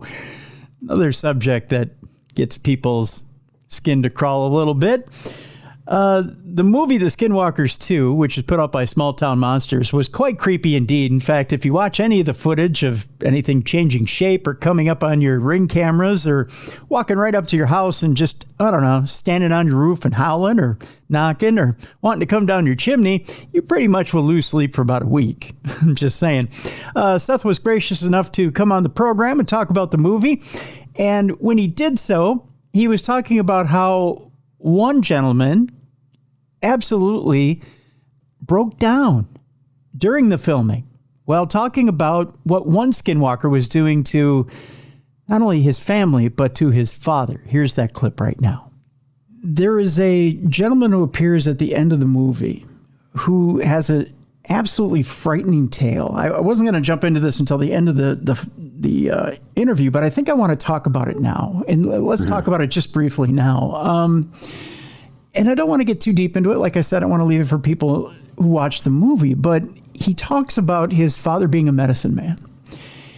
And that his father would talk about, don't pay too much mind to it. This is a running theme throughout the movie. Don't pay it a lot of mind. And that's a lot of what a lot of the tribes will tell you.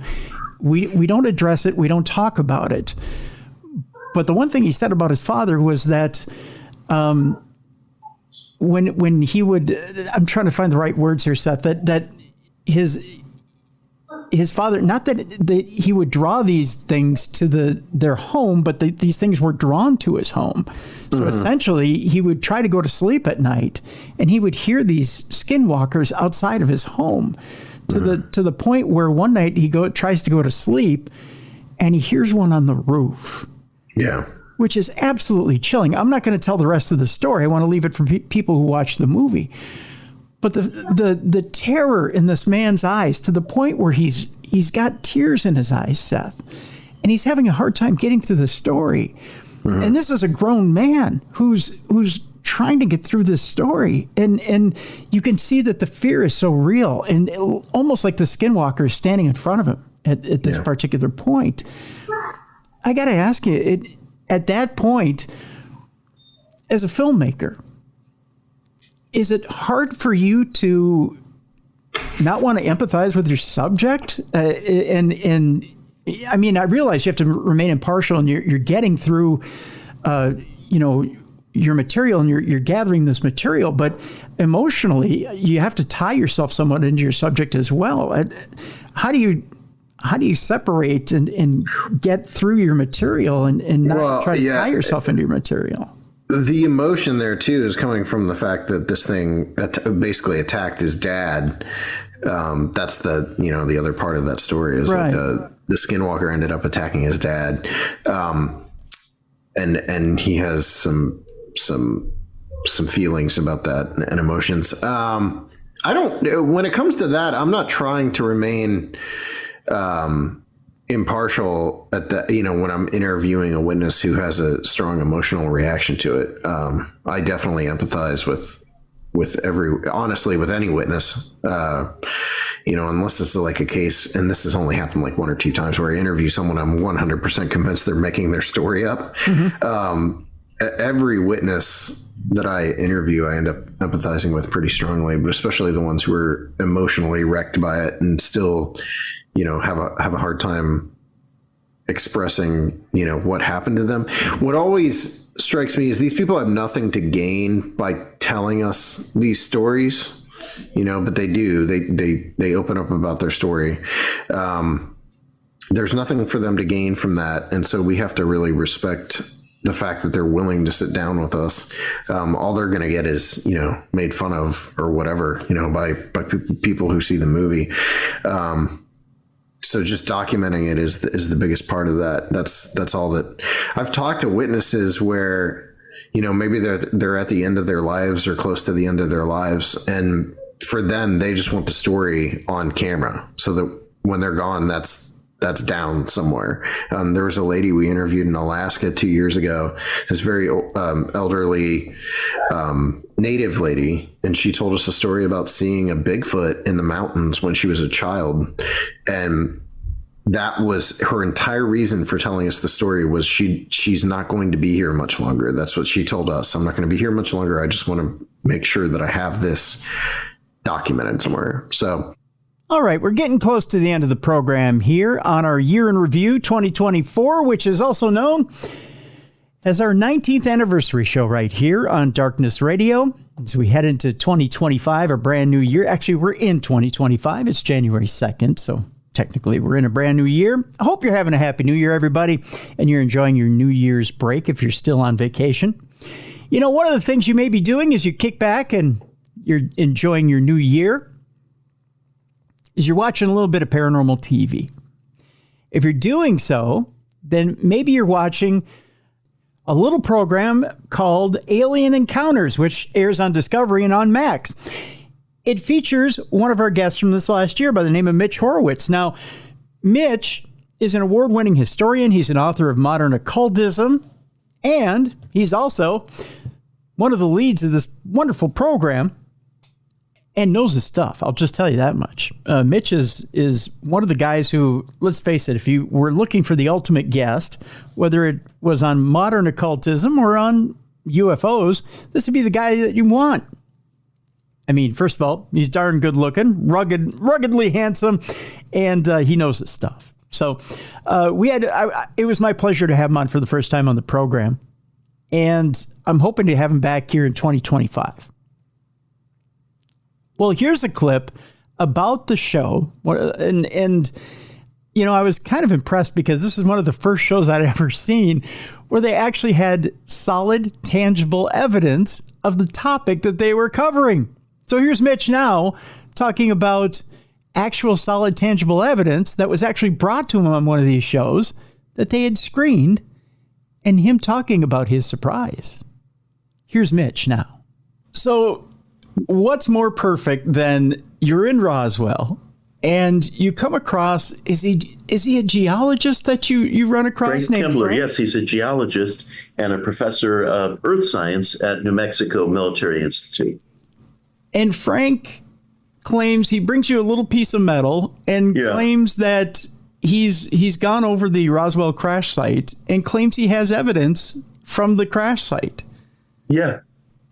When I first heard about this from the producers, I thought, oh, God, this is going to be so embarrassing. I'll never be able to show my face at the Theosophical Society again, and yet it's really an extraordinary piece of evidence, and this is the story. Frank, as I was referencing, is a trained geologist and professor of earth science at New England Military Institute. He is a Roswell enthusiast, so he got himself a teaching job at the Wright College. It's because it's right there in the heart of town. And Frank combed over the crash site and found some particles that he identified as being uniquely old and bearing markings that immediately dismiss the possibility that they were pieces of trash or just ordinary debris, of which there's plenty out there. Yes.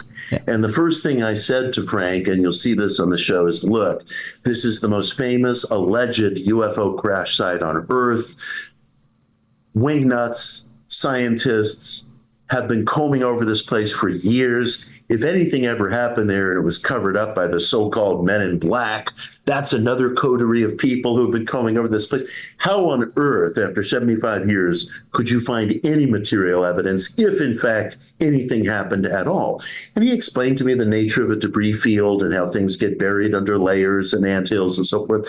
And it's quite a real phenomenon. And he found these particles, and we tested one of these particles and found, and I want to say this very carefully because it is really remarkable and it's really strange. It's genius. The particle, which showed signs of both manufacture, impact, and explosion, is composed of pure aluminum, which is one of the most bountiful elements on Earth, but it is never used in manufacturing, certainly not in the manufacturing of any kind of aerial machinery or any other kind for that matter, because it's not sufficiently stable. It's not a compound.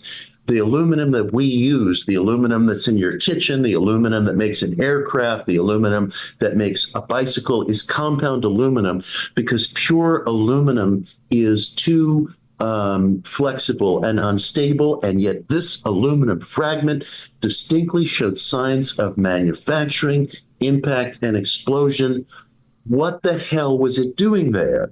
And Frank further elucidated on the point this weekend at a lecture that I was fortunate enough to attend. And he said, in actuality, the report went further than what we were able to examine on air. The surface of the fragment is, in fact, pure aluminum. 10 microns below the surface, according to Frank, and I haven't seen this data, so I'm quoting him. Okay. Appears a 6000 series compound aluminum, but it's of no known character that's used in manufacturing because in its chemical nature, it's too thin. It's too thin. And there were other tests that we didn't do because they were too expensive. One test, which I think would probably be considered definitive as to whether this material was off-world or terrestrial. And by the way, when I say off-world, this isn't Jules Verne territory. There's lots of off-world stuff. I'm wearing moldavite on my pinky ring right now. That's from a meteorite that crashed in Central Europe. Determining whether this stuff is off-world would require a radiation test, which costs $7,000 and would destroy the sample. We didn't have the $7,000 in our budget to do that test. It's not an outrageous sum of money, but it's significant enough so that somebody, a school or a show or somebody has to step up to do it. So we didn't do that. But holding this in my hand, I felt shivers. I felt the way people must have when they held the first moon rocks in their hand. Yeah. It's really remarkable. And anybody who wants to go online and say it's debris, it's fragments of a Coors can, they don't know what they're talking about. But that's what social media is there for. And the fact is, it's pure aluminum, which is not used in any manufacturing. It shows sign of impact and explosion, and it was recovered from an identifiable debris field at the site. Whether it's the real deal, I haven't the slightest idea, but I have every idea that it is a legit piece of evidence that deserves and will receive further testing. If you guys are skeptical in the audience still, go to your local Coke, Pepsi bottler and go ask them what they make their aluminum cans out of. They'll tell you it's an alloy. Right. It's not pure alloy. Yeah. It is not pure aluminum, which is not used in manufacturing processes. Yep. What's it doing there? Well, we got one step into the labyrinth. We have to take other steps into the labyrinth. But is more research warranted? Absolutely. It's a legit piece of evidence. Okay, the other program you may be watching while you're sitting there on your New Year's break may be Lost Monster Files on Discovery and Max. Now, I had two of the stars of that show that came on the program this past year, Charlie Mewshaw and Brittany Barbieri. Two wonderful people who came on. We had a lot of fun. And one of the more fun moments on the program was when I was talking to them about two of their co-stars, one of which kind of reminded me of one of the X-Men, I'm not going to lie. So we talked about it right here on the program. Here's that clip right now. And that's huge because his specialty is behavior. And so being able to know behavioral of different animals is massive. That can change the ballpark completely. So having him honestly in the field, I wouldn't want anybody else, to be quite honest with you. There's multiple reasons. Having him there is huge. And it's an advantage for cryptozoology and specifically for this show. And boy, you want to talk about a guy who's, he's gentle, but at the same time, if you ever had the living embodiment of a guy who would be Wolverine, it has to be Justin. You want to talk about a guy who is in the field, can take a hit and keep on ticking, but also knows different things about the force that nobody else would know. That's Justin. That is. Tim. You just totally hit a point. Thank you. I have been saying that to them for weeks at this point. Right. Weeks. Right, Charlie? Okay. Okay, so there's a couple in the couple of episodes I've seen. Okay, so there's a tell me, Charlie, the scene up with the Abominable Snowman episode when he's up on the mountain and he sees the urine, right? And the first thing Justin does, is he puts his pinky in it. You know the scene I'm talking about, right? Of course. Yeah. Can I tell people about that? Yeah, it airs tonight. It airs tonight. Yeah, so go for it. Okay. For sure. So Troy and Justin are on the track of what they believe is a bear at the time. And they come upon a huge spot of urine. And Troy, of course, looks at it and says, "Oh, look, it's a big spot of urine, right?" And Justin looks at it and he goes, "Well, there's only one way to find out," and goes and puts his pinky in it. And then, of course, Troy goes, "Oh, yeah, well, go ahead and smell it." And he smells it. But then he puts the tip of his tongue on it. No big deal. Like he's tasting chocolate. And, of course, there's only one way for a true woodsman to know what kind of urine it is. Well, you got to smell it. But he goes one step further and goes, "Oh, yep, got to know what kind of urine it is, like it's a fine wine. Well, it's either a Chardonnay or it's a Pinot Noir or whatever it is." That's the one way Justin's going to know, right? So you have no idea how much you just made my day. No matter what else happens today, the fact that you said he's like the team's Wolverine, because I have said that to him. It was right before the first episode premiered, and we're people, we're human. We get butterflies in our stomach he's like, "Oh, how do you think they're going to make me look?" Because we hadn't seen. Mm-hmm. I said, "Buddy, you and Troy are going to be, if this was X-Men, you'll be the Wolverines." Yep. That's exactly what he said. Yep. I was like, "You are going to be fine. Mark my words." And the fact that you said that, and for people listening, I have never talked to Tim before. This is not a scripted interview. That was all right. I feel like I'm done. Tim, this has been great. Watch Lost Monster Files on Discovery. I have nothing further. Charlie's been validated here today, folks. Yes, I'm just like, this is great. Okay, that just about brings us to the last bit of our program. Before we go, I want to acknowledge a couple of friends of the program that have left us this year, that actually appeared on our program. Now, I could do obituaries for everybody that's left us in the paranormal. I'm going to reserve it just for the people who appeared on the program this year. Two friends who appeared on the program this year that left us. The first one, our good friend Jerry Pauly. Jerry and his wife Tracy appeared on September 19th on this program. Again, it was episode 114. You can look it up in the archive at darknessradioshow.com. It was a story swap.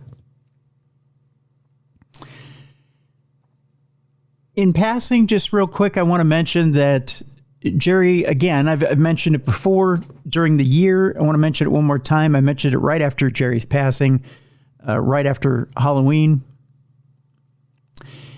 Had it not been for Jerry, this show wouldn't have continued after 2021, 2022.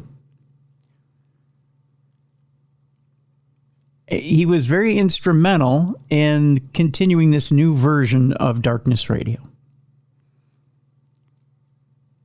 And was there for me at a very difficult time. I thanked him vigorously for it. He's a beautiful human being and had a way of being there for people even when he didn't know he was being there for people. Jerry was absolutely amazing. And you sometimes think that maybe life's not fair. We've already discussed how Jerry left us, and that's not how we should remember Jerry. We should remember Jerry for who he was and who he is. Because I really do believe Jerry's still around in spirit. I believe Jerry's around his wife. Jerry's around his family. Jerry's still giving them signals from the other side, letting them know, guiding them. And He's appearing in different forms and giving advice, giving information, and being the angel he is, because Jerry really was an angel on earth when he was here. Now, does that mean he was perfect? No, nobody's perfect. We're all human. But by being an angel, you're working for God, right? And it's okay to say that G word every once in a while. Jerry really did whatever he could to help people, help whoever was in need. And he did it without hesitation, with a good heart. And it's hard to find people like that these days. So, to my friend Jerry, I pray for you daily, my friend, and rest in peace. I hope you're by my side. I hope you're really looking out for me. Which leads us to this next clip. And how I'm going to end the show. Now, you'll hear the theme after this clip plays, but I won't say anything. I'll just say my goodbyes here, and we'll call it a day. And we'll launch into 2025, refreshed, renewed, and ready to go. Now, when this show started in 2006, it was two guys who were looking to try to find the meaning not only of this wacky universe and do it with a sense of humor, but to figure out what the meaning of life was, and if there was anything after this life. Now, measure my words carefully here. If there was anything after this life. In other words, do we just die and that's it? The other person who passed away this year was Jim Willis, who had studied in the ministry, had been in ministry, and had a different take, which was beautiful. Jim was one of the most interesting guests I think we've ever had on this program. He's an author, published author with many different books. And I had the honor and privilege of doing an amazing interview with him about that very topic, about crisis of faith before he passed away.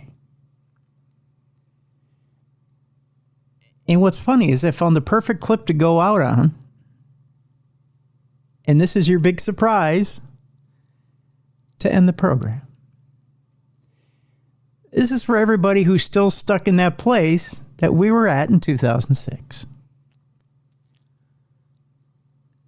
This is that clip from Jim from Beyond the Grave telling you exactly that advice. If you think you don't believe, if you're having problems right now, if you think that maybe you don't think there's anything out there, if it feels too lonely, listen to Jim's words carefully. Because I believe he sent them to me tonight to send to you. Here's Jim Willis on whether you should believe. Have a good night, everybody, and a very happy 2025.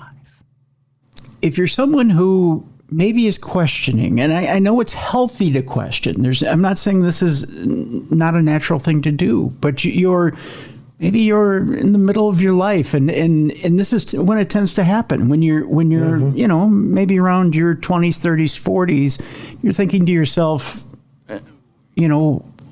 is that it? When you die, is that it? Am I just in the ground, or do you really have these near-death experiences? I'm listening to the show. Do these things really happen, or is this just a thing of fables? Or as people are questioning these things, how do you sit down with somebody and say, listen, there's nothing to worry about. These things happen. They're natural. They're as natural as watching the grass grow outside. They're as natural as the birds singing. How do you calm somebody's fears, and how do you get them to buy in, so to speak? Yeah. I do it differently now than I did 20 or 30 years ago. I used to try to intellectualize it. you know, 17 good reasons why there's a life after death. You know, it doesn't work. It doesn't work. To someone who is doubting this, doubt is perfectly natural. That's one of the things you came to experience. That's why you developed an ego. That's why you developed individual. That's why you came to this material world. You're going to have doubts in this world, because in this world we react through our brains and everything else. Ignoring that is just not going to help. So what I like to tell people now is offer a prayer. And they say, well, I don't believe in, I'm not sure anything's going to hear it. I said, okay, make the prayer to whom it may concern. You know, and don't worry about it. Your job is not to answer the prayer. Your job is to throw it out there. And one of the great apostles who has been my hero down through the ages was Thomas, the doubter. Mm-hmm. All the disciples had, seen Jesus after the resurrection, according to the story. And Thomas said, I'm not going to believe that. Unless I actually see it, I'm not going to believe it.